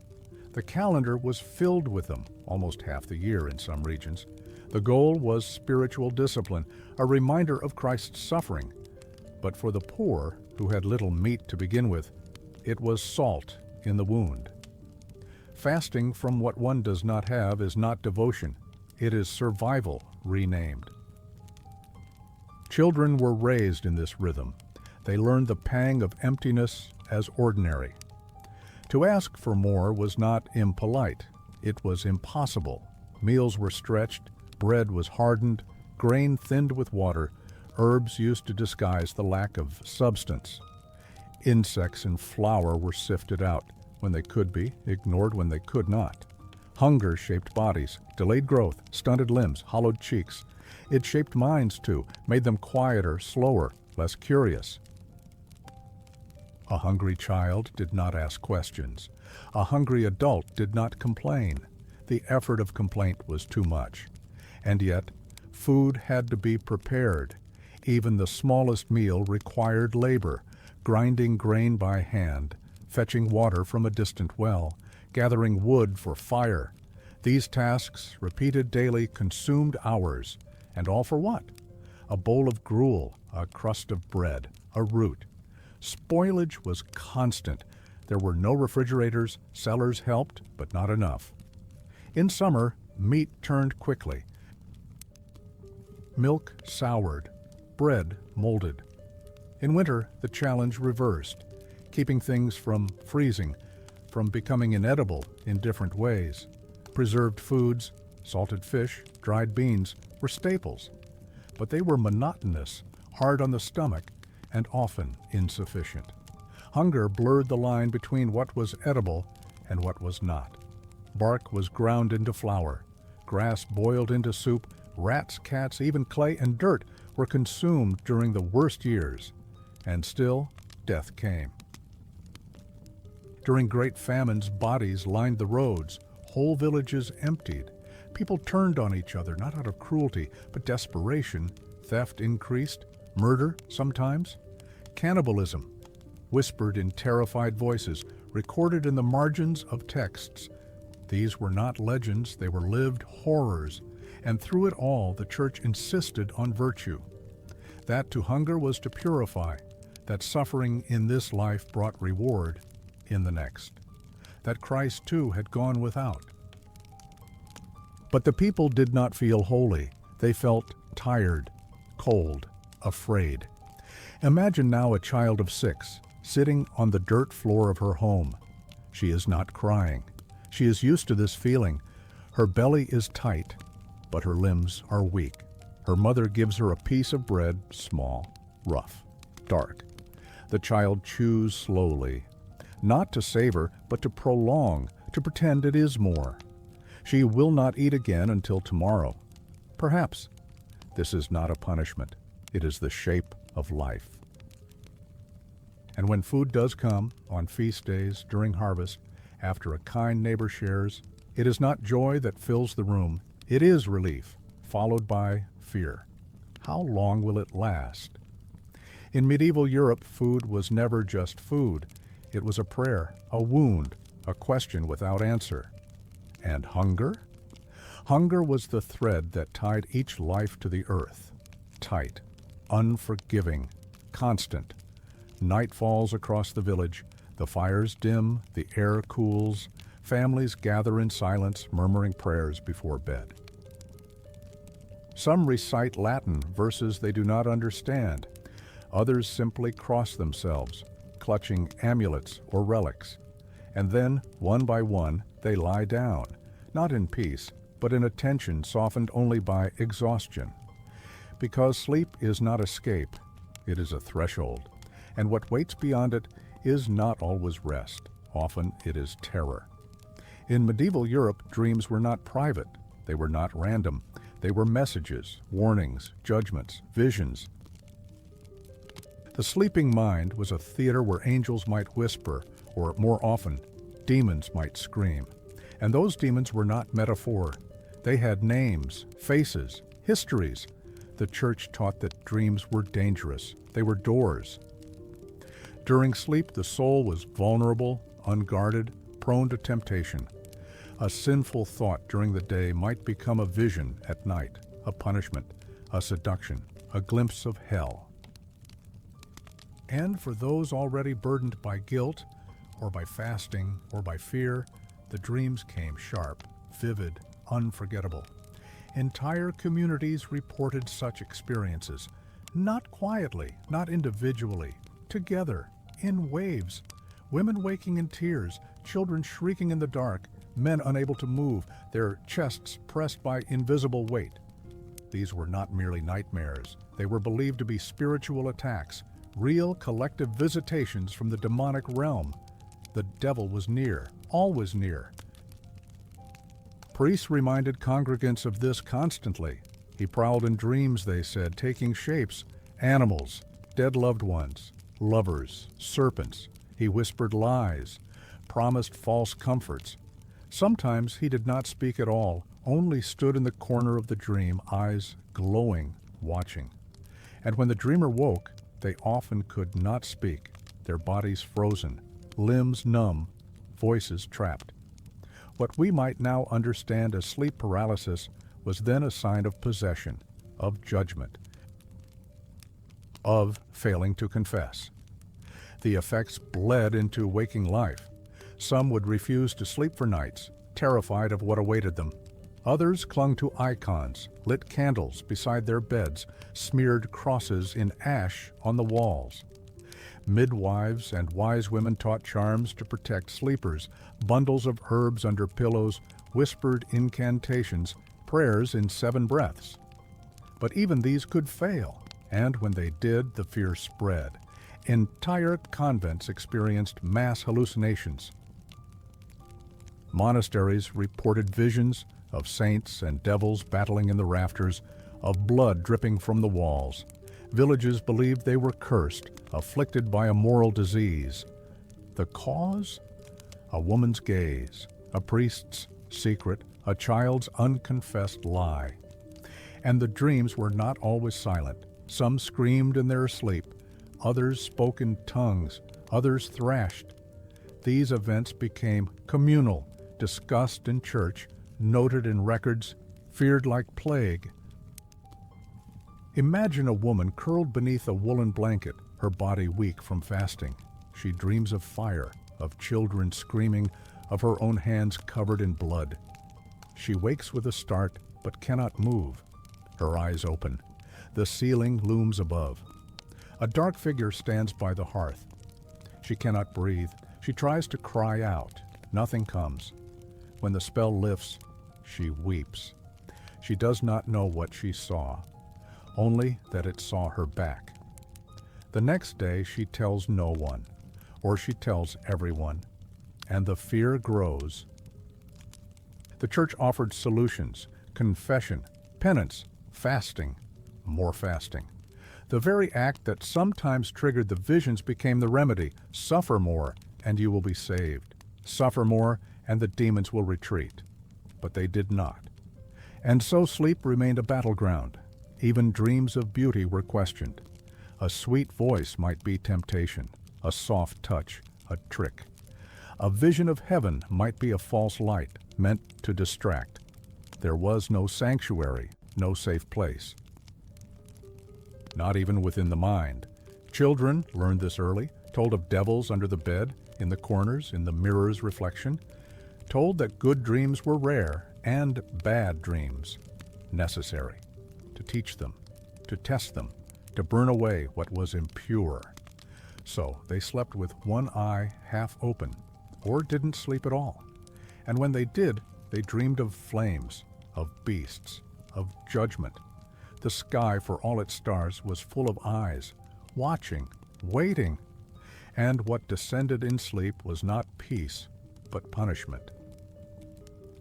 Because in this world, the darkness did not end with nightfall. It entered the mind, it sank into sleep. And there it found its voice. Imagine a narrow street at dusk, the stone walls still warm from the day's sun, the air thick with smoke and sweat. A woman walks through the alley, her shawl pulled close, eyes downward, steps measured. She has just left a neighbor's door, where news of a child's safe recovery from fever had stirred something warm in her chest. For a brief moment, her lips curve upward, a quiet smile, a tiny rebellion of relief. But almost as quickly, it fades. Because she knows, even this, especially this, could be dangerous. In medieval Europe, to smile without reason, to show joy without cause, was to risk being seen, and being seen meant being judged. The cultural weight of public expression was immense. In a world shaped by scarcity, suspicion, and spiritual strictness, emotional control was not only expected, it was demanded. Life was not meant to be easy. It was not supposed to be comfortable. And those who appeared too comfortable, too content, too at ease, were quickly suspected of something unnatural. A smile could be a sign of sin, of arrogance, of deceit, of collusion with forces unseen. The church reinforced this mindset. Preachers spoke often about the vanity of laughter, the frivolity of joy. To smile too often, they warned, was to forget the suffering of Christ, to ignore the urgency of salvation. The saints did not smile. Christ in his agony did not smile. Holy men and women were depicted as tearful, stern, ascetic. To emulate them was to remain solemn, alert, watchful. Festivals existed, of course, days of sanctioned joy. But even these were laced with reminders of mortality, processions of skeletons, morality plays, confessions before dance. Joy was permitted only when ritualized, only when confined. Outside these frames, it became suspect. And laughter? Laughter was even worse. There were warnings against those who laughed loudly or often. Theologians called it a disturbance of the soul, a sign of pride or madness, a noise that invited demons.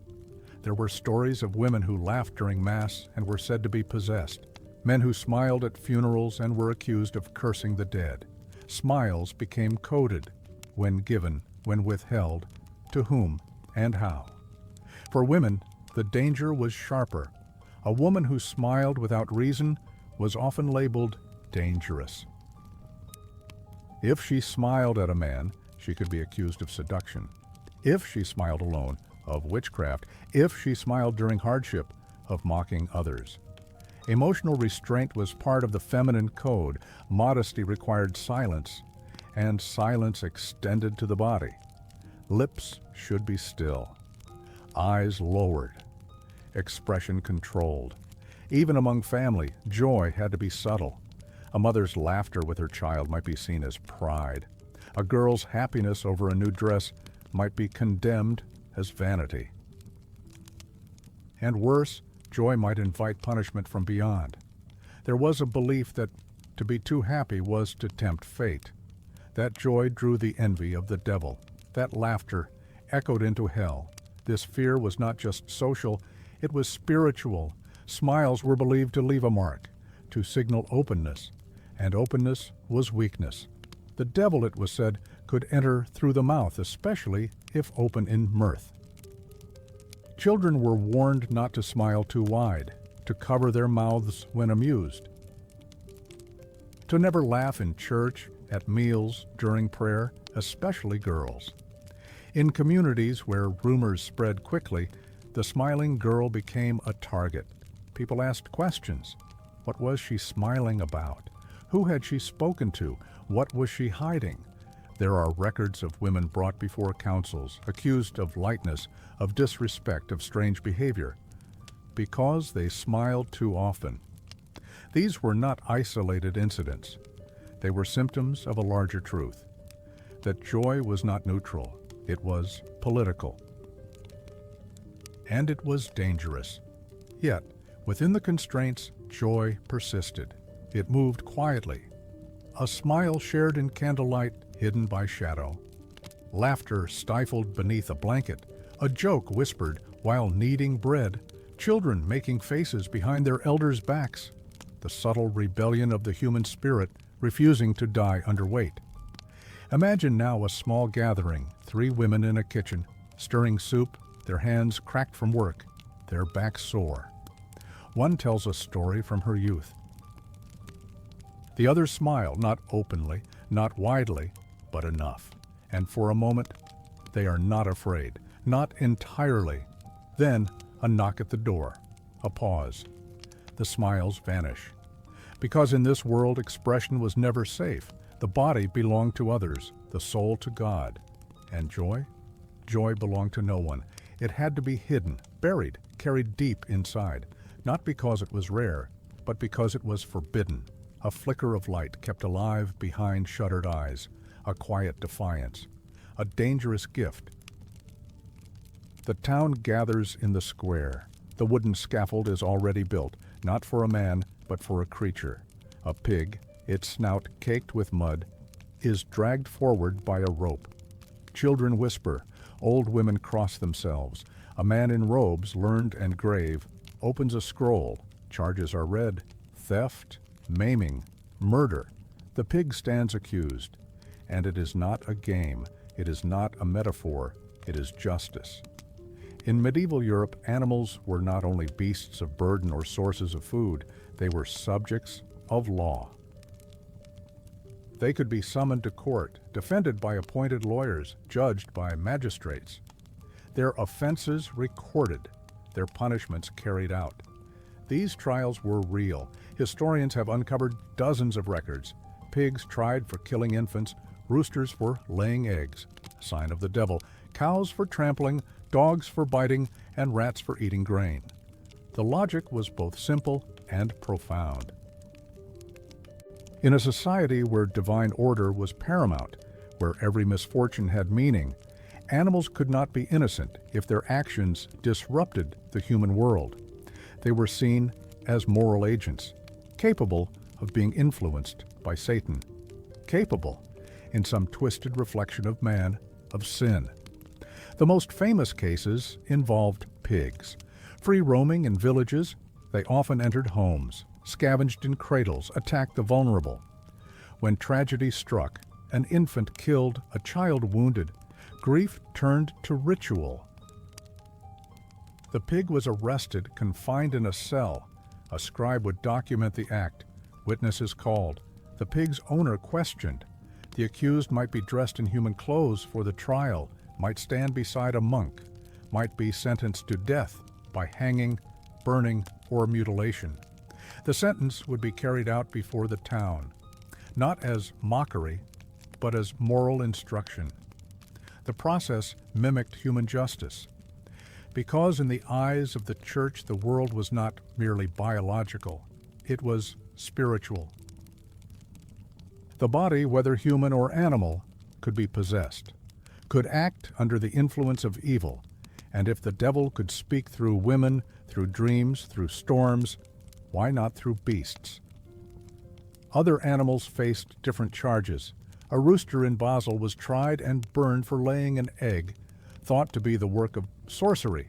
Rats in autumn were summoned to court for destroying grain. When they did not appear, the court allowed more time, citing the danger they faced from cats along the way.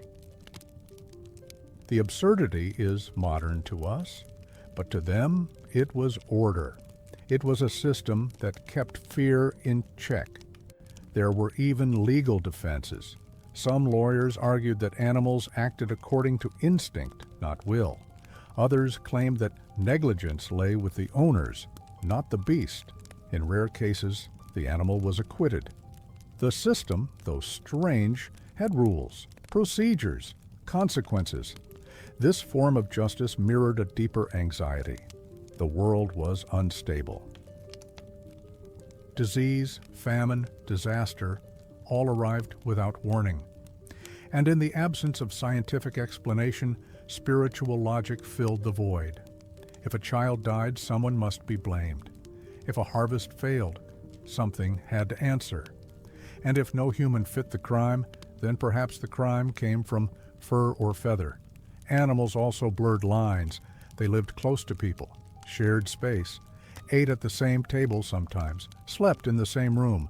Their behavior, so familiar yet untamed, was unsettling. A pig that bit, a dog that growled, a rooster that crowed at the wrong hour, signs, warnings, echoes of chaos in a world that craved order. And so justice was extended, not as protection, but as purification. To execute a pig was to cleanse a village. To try a cow was to restore faith. The rituals gave structure to suffering, made sense of sorrow, allowed people to sleep, believing that the world, though cruel, was not lawless. Imagine a boy watching his family's pig stand trial.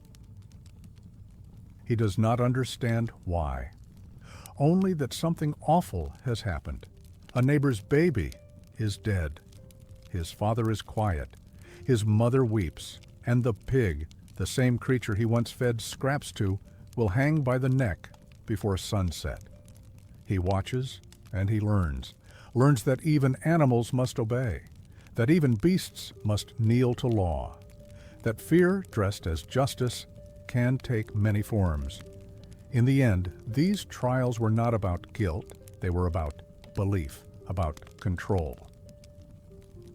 About the fragile boundary between man and beast, good and evil, chaos and law. A pig in chains, a rooster in court, a sentence carried out in the name of God, because in this world even the innocent were not safe. Not if they bled, not if they erred, not if they were seen. Silence swells in a stone cell no larger than a closet. A woman kneels before a tiny barred window where the light filters dimly through slits in the wall. Her voice is soft, almost inaudible, a whisper of prayer, or perhaps memory. She has not left this space in weeks, or months, or years. No one truly remembers.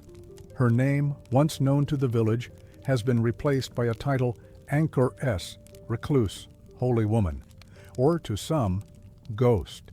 In medieval Europe, solitude could be sacred, but it could also be punishment. Religious solitude, hermitage, enclosure, seclusion, was framed as devotion. The church honored those who abandoned the world to dedicate themselves to prayer. Saints who lived in caves, monks who fled to deserts, women sealed into walls, their only contact with the world a small opening through which food was passed and waste removed. To live this way was considered pure, a form of spiritual perfection.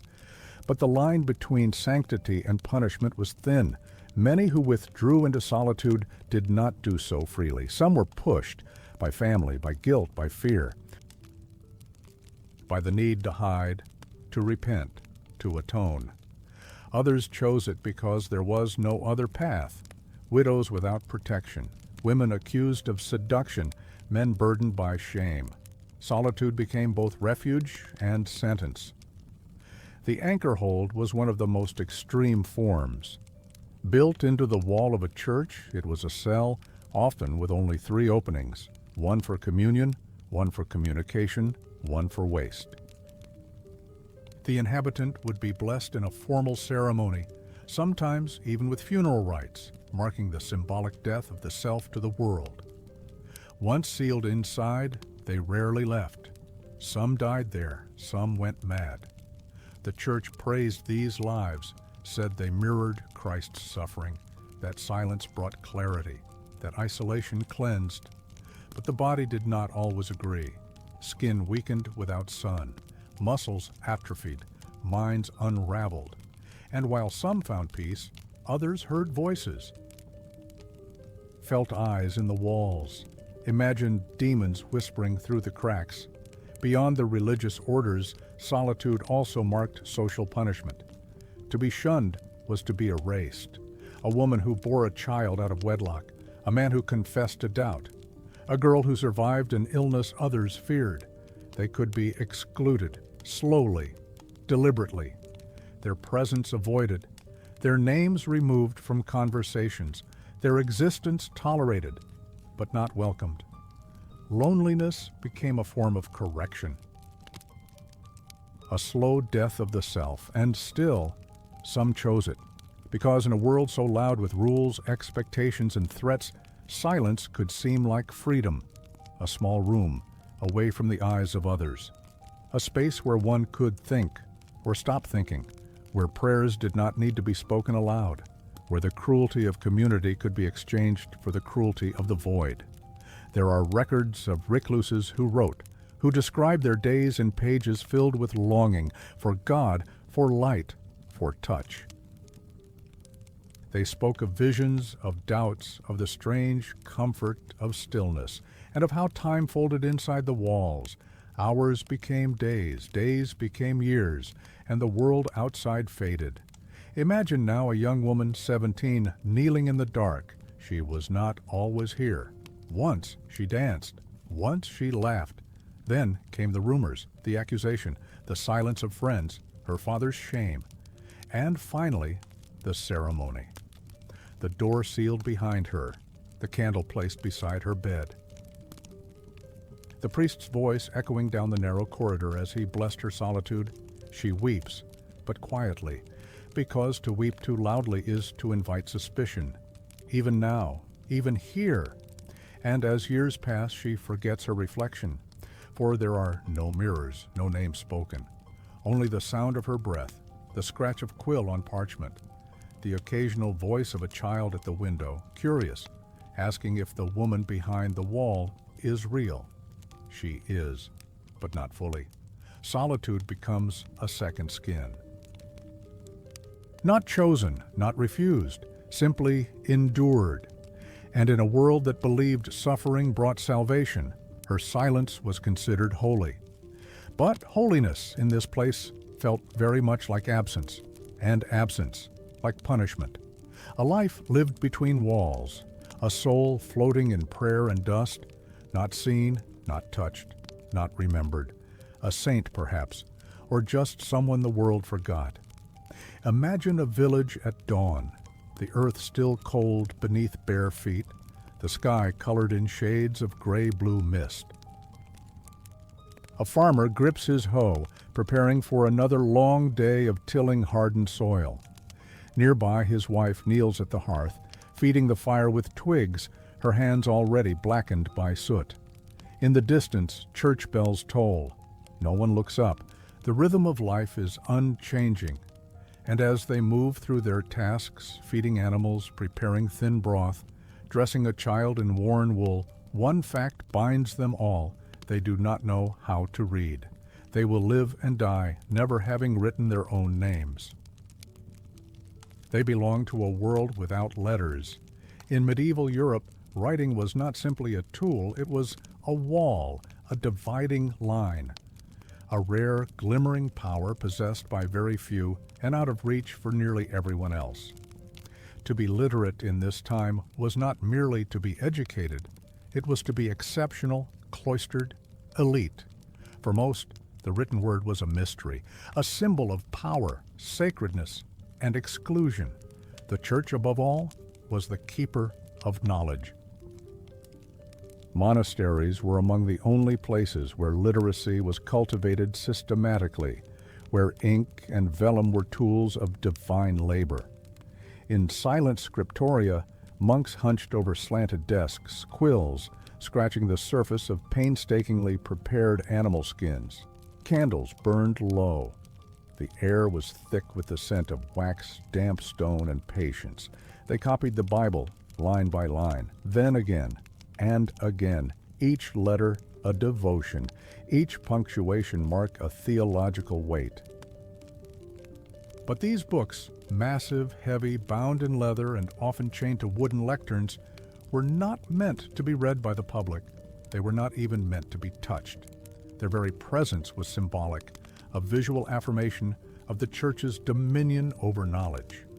Latin was the language of Scripture, law, and administration, a language no peasant would understand, even if they could see the letters clearly. Outside the cloisters, literacy was even rarer. A nobleman might receive instruction, especially if destined for a clerical or legal career, a merchant's son perhaps, but for most boys, physical labor began early, and time for learning, if it came at all, was measured in stolen hours. For girls, the door was nearly always shut. A noblewoman might be taught to read prayers, perhaps to manage a household account. But even among the wealthy, reading and writing were often seen as unnecessary, or even undesirable for women. Knowledge was dangerous, obedience was safer. In rural villages, entire generations passed without a single person holding a pen. Wills, deeds, contracts, all were dictated to scribes. When a farmer needed to resolve a dispute, he went to the local priest or to the manor's clerk. When a woman wished to record her dowry or declare a claim, she relied on someone else's hand, someone else's words. The signature, as we know it, was replaced by a cross, a thumbprint, or a small personal mark passed down through families. A simple X could stand in for a life. Children grew up in homes without books, without paper, without knowledge that letters form sound. Storytelling was oral. Songs, riddles, and parables carried memory from mouth to ear, from one generation to the next. Elders remembered what others forgot. Proverbs stood in for lessons. Experience replaced explanation. And yet, written words held immense power. A single parchment, sealed with wax and stamped with a noble crest, could change a life. A marriage declared, a land taken, a punishment decreed, but few could read it, even fewer could challenge it. The authority of ink was absolute. precisely because it was inaccessible. In towns, scribes were hired not just for their skill, but for their role as intermediaries between the invisible world of the literate and the living world of the illiterate. They wrote letters, kept ledgers, copied decrees. Some exploited this power, altering contracts, fabricating claims. Others served honorably, but always the role came with weight. To be able to write was to hold lives in one's hand. Books, when found outside the church, were rare and precious. A single volume might cost more than a year's wages for a laborer. A merchant who owned a book displayed it not for reading, but for status. Bound in thick leather adorned with metal clasps, they were often unreadable even to their owners, but they meant something. They marked the edge of the known world. And yet, the hunger for understanding persisted.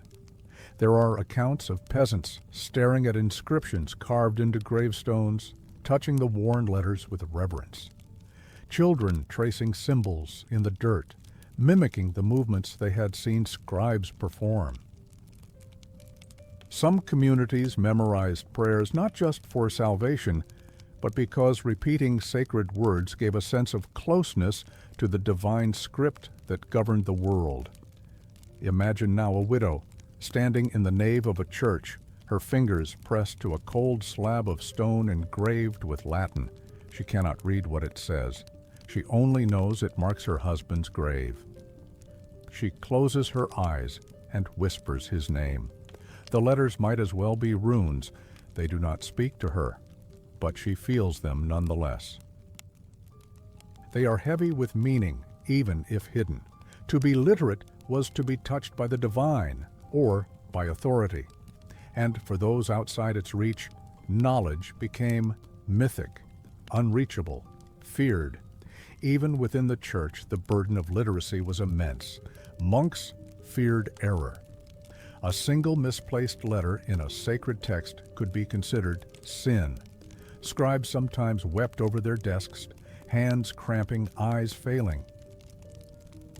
There were prayers written specifically for those who copied texts, asking for strength, for clarity, for forgiveness. In this way, writing was not casual, it was ritual, it was power. It created the laws, preserved the punishments, named the dead. But it also erased. Those who never wrote left no trace, no letters, no journals, no memoirs. Their voices vanish from the record, not because they were silent, but because no one gave them paper. And so, the history of medieval Europe is filled with blank spaces. Countless lives live between the lines, forgotten, unwritten, unread. Feel the weight of fabric upon the skin, not soft, not breathable, but stiff with use, rough from washing with ash and cold water.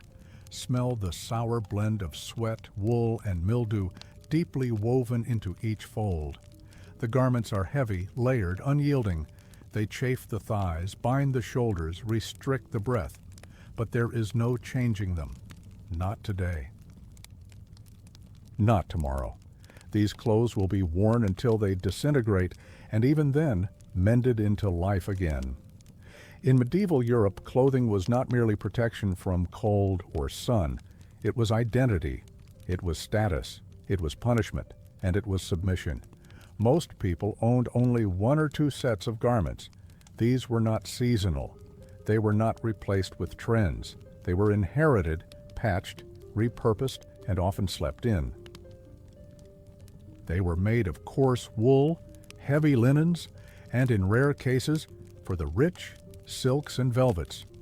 But for the majority, the fabric scratched the skin, especially in winter, when layers were needed, and bathing rare.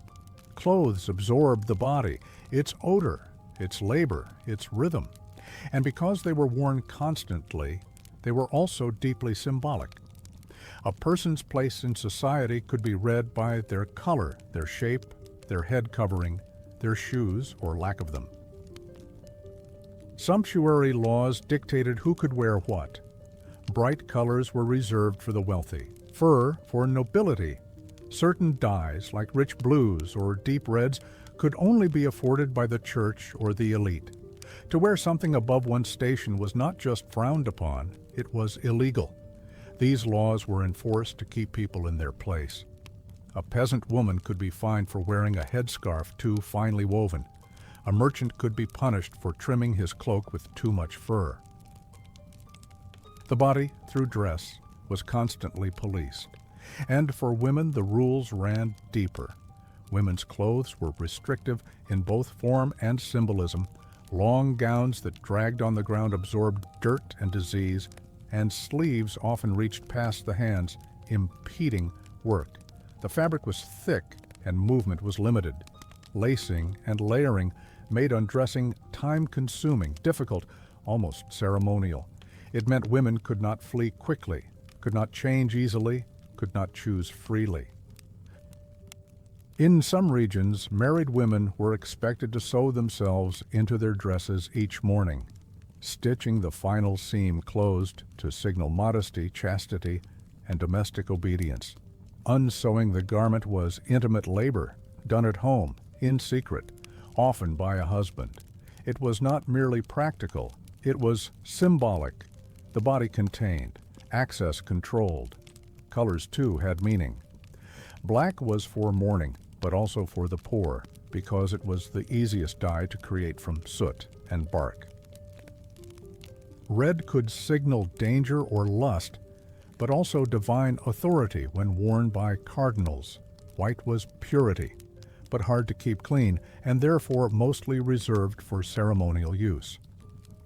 Most peasants wore dull browns, yellows, or grays, the shades of earth, hay, and ash. The material itself was a marker. Linen, used closest to the body, was difficult to produce and expensive. Only wealthier households could afford undergarments. Most peasants wore wool directly on skin, and the result was constant discomfort, itching, rashes, infections, and when garments wore out, they weren't discarded. They were turned into smaller pieces, a child's tunic, a cap, a rag. Even in death, clothes were precious. Burial in a shroud was a privilege. Many were interred in the same threadbare tunic they had worn for decades. Imagine now a girl of 12, seated on a stool by a hearth, being taught how to darn socks with a bone needle. Her hands tremble. Her mother watches. The girl's dress is her older brother's, cut down and patched. Its seams itch. It smells of smoke and soil. But this dress is not hers to complain about. It is hers to keep alive. She learns that carelessness with fabric is sin, that holes invite shame, that stains mean judgment, and that the more invisible the repair, the more virtuous the woman. For the poor, there was no privacy in clothing. Rips, patches, and odors spoke volumes. They announced struggle, hardship, survival, and no amount of decency could mask the reality of cloth that could not be cleaned, mended, or replaced. For the wealthy, dress was a prison of a different kind. Corsets, jewels, embroidered hoods, designed not for comfort, but for spectacle. Noble women could not run, bend, or even breathe freely. Their clothing turned them into living emblems of power, beauty, and passivity. They were carried, dressed, adorned, not active, but displayed. And so, across all classes, clothing revealed the body's place in the hierarchy, whether through discomfort, restriction, weight, or ritual. It reminded people each day of their position in a rigid world. There was no such thing as fashion as we know it. There was only conformity, or defiance. To wear the wrong color, the wrong cut, the wrong length was to risk accusation of vanity, of rebellion, of witchcraft. The body could not speak, but the clothing it bore, day after day, did. And what it said most often was, "You belong here. You will remain here until the fabric frays, until the stitches fail, until the body beneath it stops moving altogether." The bell tolls again, low, hollow, and slow. It echoes through a village cloaked in stillness, where smoke rises in thin spirals from hearths that no longer feed the living. The streets are quieter than they should be. The laughter of children has vanished. The markets are empty. Behind shuttered windows, people whisper prayers they barely understand. They pray for silence to mean safety. They pray that the sickness passes them by. But the air smells different now, of sweat, rot, and earth recently turned. In the mid-14th century, the Black Death swept through Europe with a force that defied comprehension. It came without warning and left nothing untouched.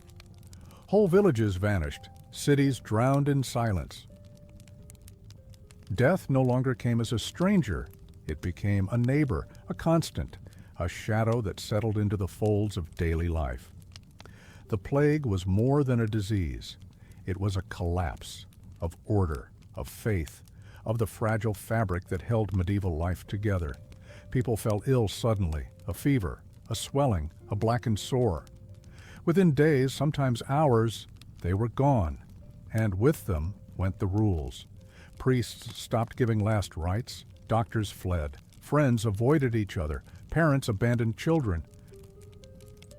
Husbands left wives, not out of cruelty, but out of terror. The plague rewrote morality. It reduced the human bond to one question: survive or don't. The body, once sacred, became untouchable. Corpses lay in streets, in fields, in homes. Burial pits replaced ceremonies.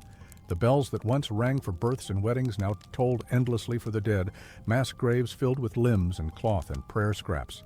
There was no time for names. And for those who lived, they did not feel lucky. Survival often meant isolation. It meant walking through a street you once knew, now filled with unfamiliar sounds. Flies, dogs, silence. It meant guilt. Watching neighbors suffer. Hearing cries through walls. Knowing you could do nothing. That to help was to risk dying too. To comfort was to join them. Faith wavered. The church, once the unshakable guide, stood uncertain. Some priests preached repentance, others fled. Some claimed the plague was divine punishment. Others whispered that it was the devil unleashed. People beat themselves in the streets, hoping their pain would cleanse the world. Others accused the poor, the Jews, the women, the wind, anything they could name. There were no answers. Children who survived the plague grew up in silence. Their games turned to superstitions. Their songs changed. They spoke of shadows that came at night, of mothers who vanished, of fathers who never returned from the fields. Some forgot how to laugh. Others laughed too much. The world had tilted, and they had grown up on a broken axis. Imagine now a young boy, perhaps 9, crouched behind his cottage. His mother has locked the door. His sister is coughing. His father left for the town 3 days ago and did not return. The boy eats stale bread, drinks water from a bucket. He hears footsteps at night, moaning, silence, then footsteps again. He does not open the door. Instead, he hums a lullaby his grandmother once sang.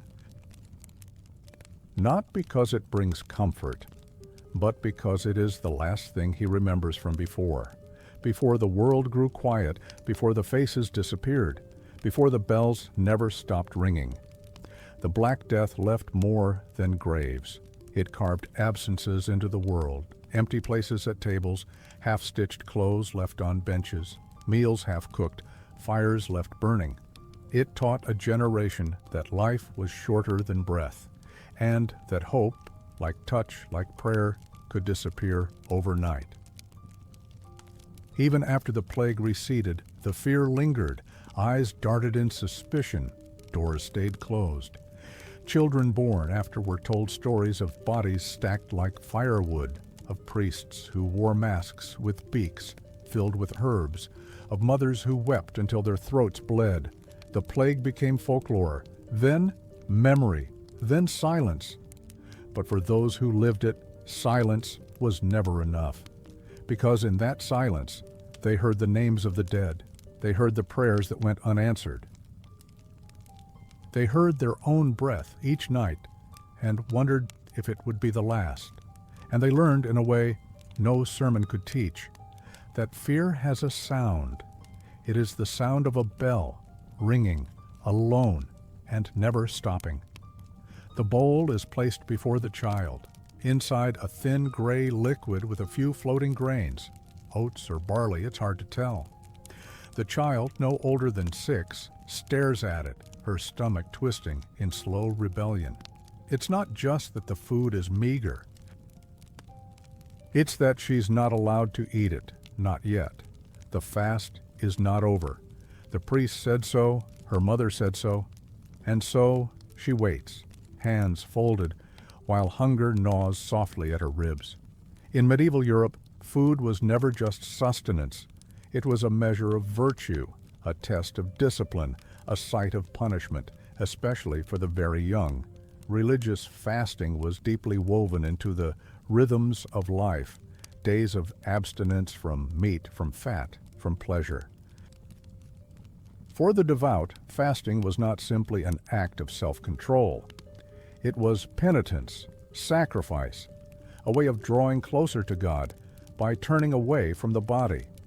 And this discipline did not spare children. Even the smallest were taught early that appetite was dangerous. Hunger, they were told, could open the soul to temptation. Fullness could dull the spirit. A quiet stomach was a holy stomach. Eating too much, too soon, too eagerly was seen as a kind of sin.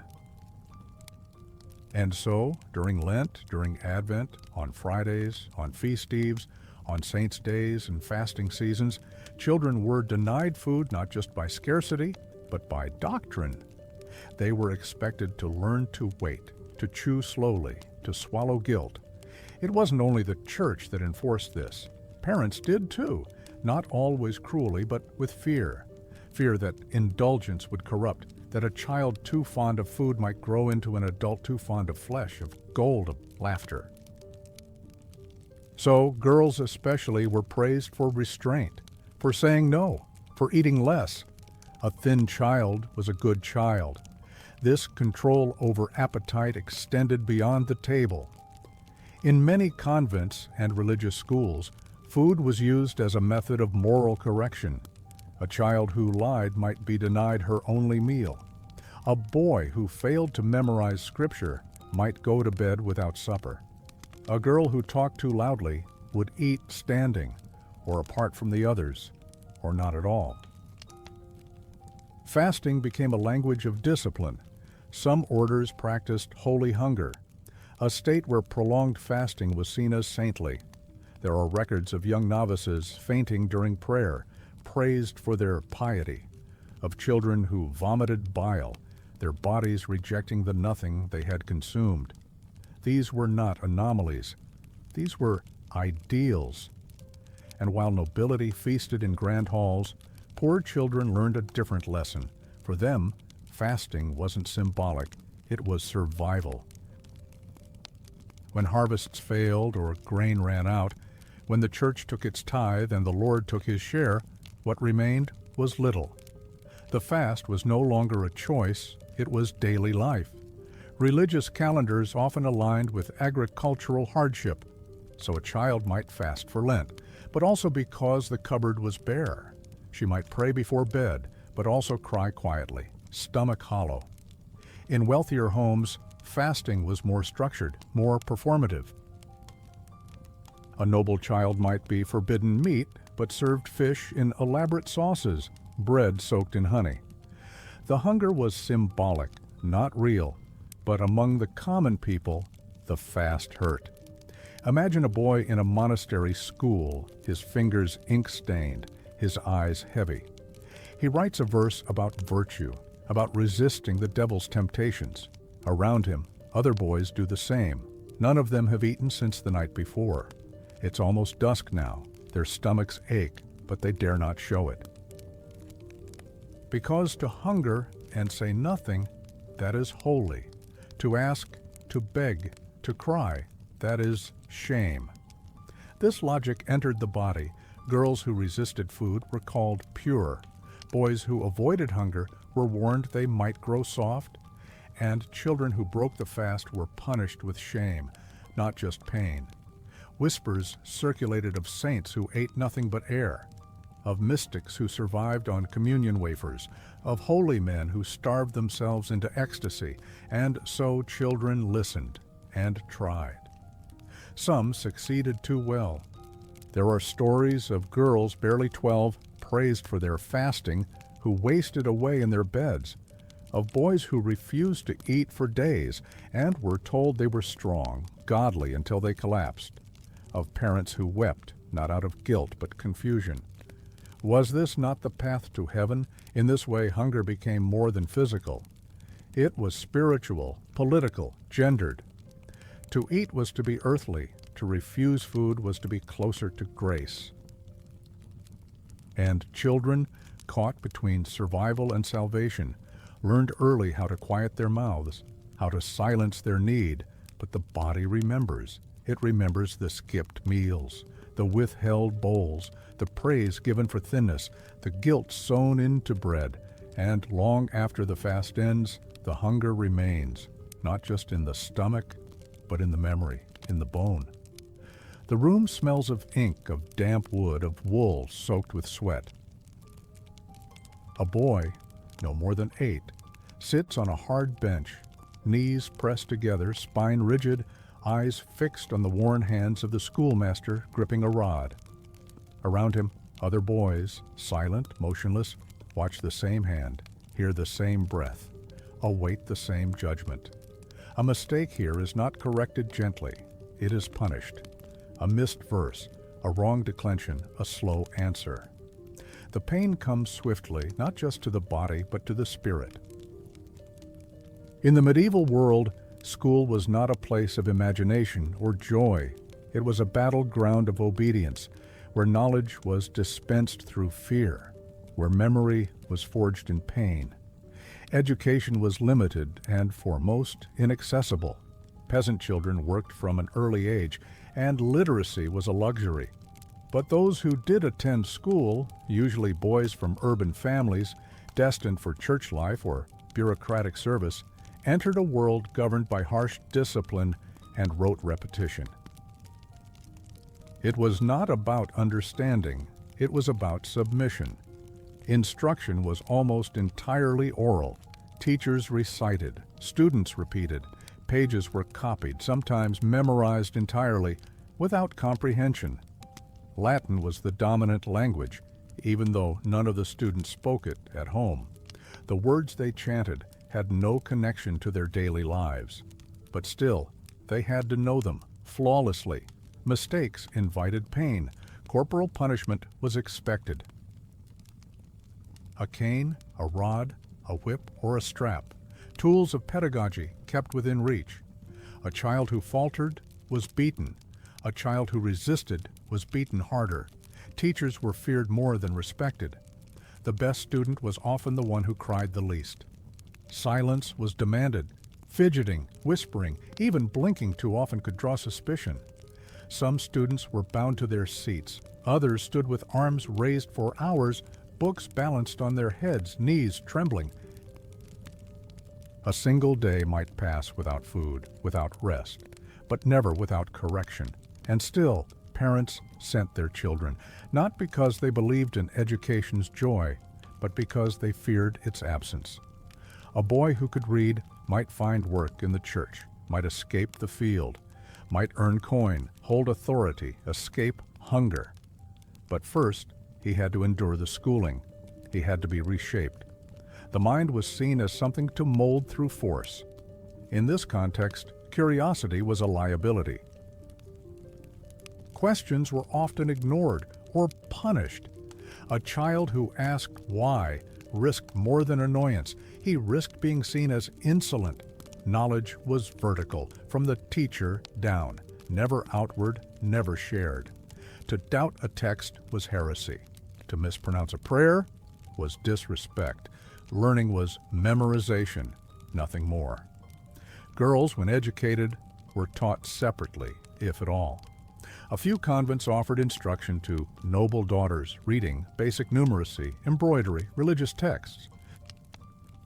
But for most girls, the only education was domestic, To know how to serve, to mend, to obey. Silence was their lesson, endurance their diploma. Imagine now a boy of 10, seated in the corner of a cold room.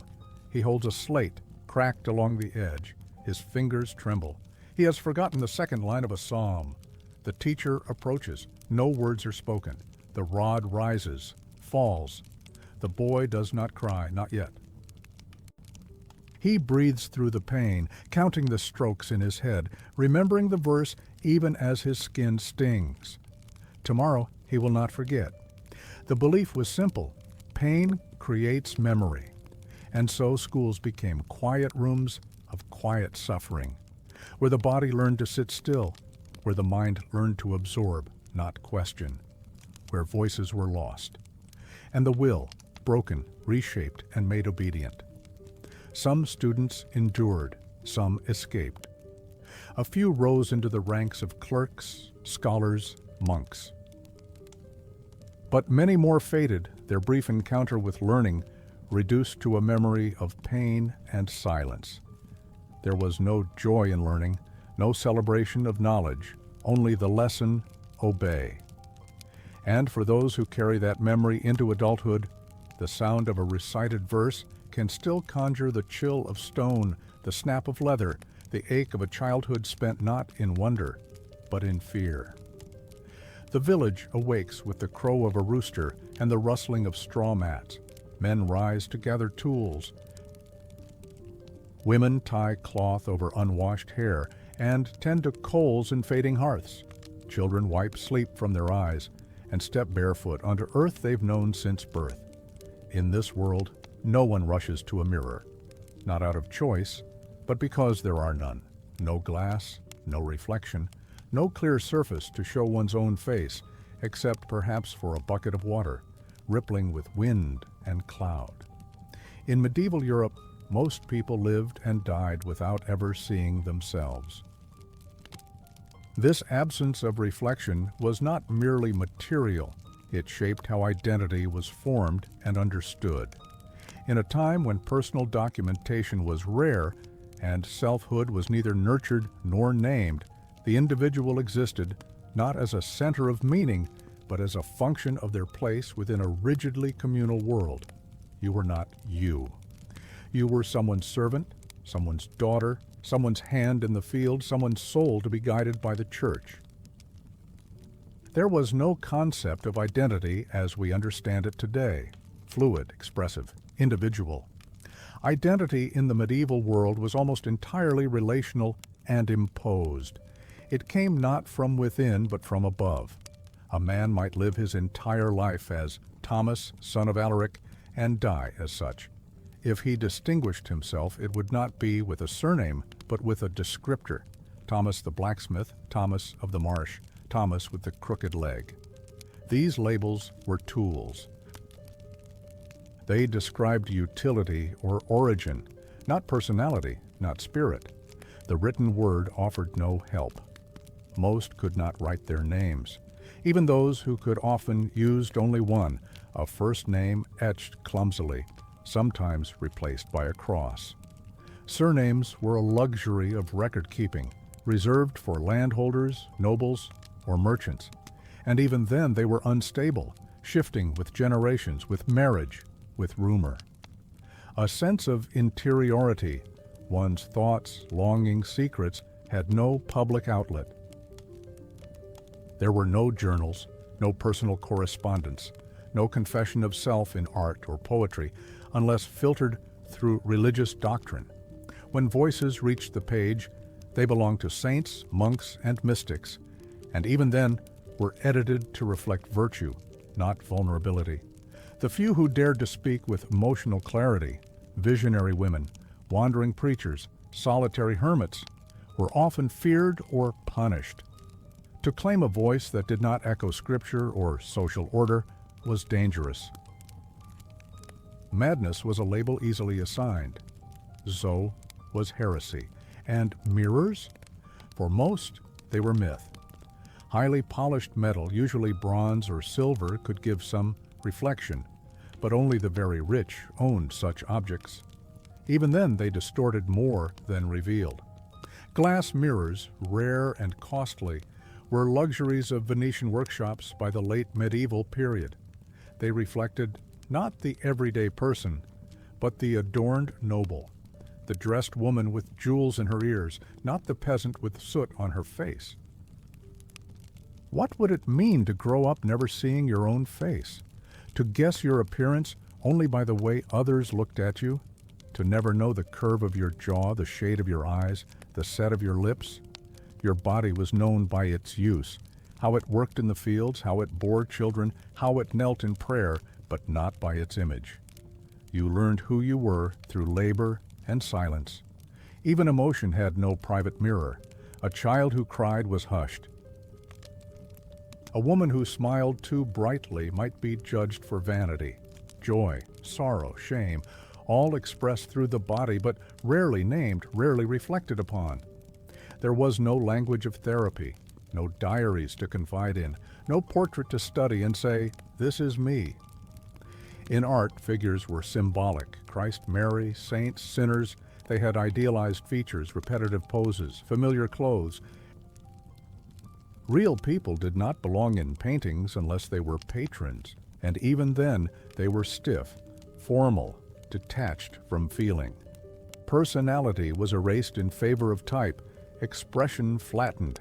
Even in death, the self was absorbed by the collective. Gravestones, if they existed, rarely bore more than a name and date. Most were buried in unmarked earth, folded into the soil of the churchyard, remembered for a generation, perhaps two, and then forgotten. Without portraits, without writing, without memory preserved, their lives dissolved into the silence of time. Imagine now a woman of 40, her body worn from childbearing, from toil, from prayer. She sits by a fire, mending a tunic passed down from her mother. Her fingers are skilled, her hands scarred. She has no mirror, no portrait, no letter to leave behind. Her name is spoken quietly by her children and lost in the mouths of grandchildren. What remains of her? The shape of her stitching, the scent of her bread. A lullaby remembered not by voice, but by feel. The medieval world revered the soul, but neglected the self. It taught people to serve, not to see themselves, to obey, not to question, to be good, not to be known. Individuality was a threat to order, to hierarchy, to salvation. And so it was stifled until even the desire for reflection became foreign. But still, within these lives, these anonymous, unmirrored, unrecorded lives, there were thoughts, private joys, quiet doubts, a girl humming to herself in the field, a man carving his initials into wood though no one would ever read them, a woman brushing her daughter's hair and wondering, if I could see myself, what would I find? They lived without mirrors, but they were never without selves. They just had no way to know them. And so the world moved on, shaped by millions of unseen faces, millions of unheard voices, echoes in the earth, names that vanished, but lives that were always fully human. Arispa. Conclusão. O passado que ninguém deseja repetir. Do 236, Neri do 20 approx. The final embers of the fire crackle softly. Outside, the night is still. A breeze passes through unseen alleys of long-gone villages, rustling leaves that never felt the weight of shoes, stirring air once thick with wood smoke and whispered prayers. And in that silence, the echoes of the medieval world begin to fade, not erased, but absorbed, folded gently into the long memory of human endurance. To remember this past is not to romanticize it. It is not to shudder in horror, nor to claim superiority. It is simply to recognize what it meant to live in a time where pain was ordinary, where comfort was rare, and where survival alone was seen as a kind of miracle. The Europe of the Middle Ages was not only darkness, but it was never light without shadow. For those born into its soil, life was marked not by grand events, but by the rhythms of discomfort, cold floors, bitter hunger, aching limbs, absent names, long silences. Joy was brief and hidden. Rest was interrupted, and hope, when it appeared, wore the face of ritual more than revolution. Yet within this harsh world lived tenderness, a mother cradling her child beside a hearth too small, a boy scribbling letters into dust, dreaming of words he would never read aloud, a girl humming beneath her breath as she swept a stone floor, the melody passed from her grandmother's mouth. These small gestures, unrecorded, unrewarded, were acts of quiet resistance, of humanity holding itself together through centuries that asked too much and offered too little. The structures around them, church, crown, class, and code, were immense, and the individuals within them, often voiceless, often nameless, but never insignificant, because their pain shaped the present, their hunger carved out the value of fullness, their silence made room for our voices, their invisibility made visible the cost of forgetting. To look back is not to wish for return. It is to remember what should never be repeated. The punishment of difference, the sanctification of suffering, the erasure of self.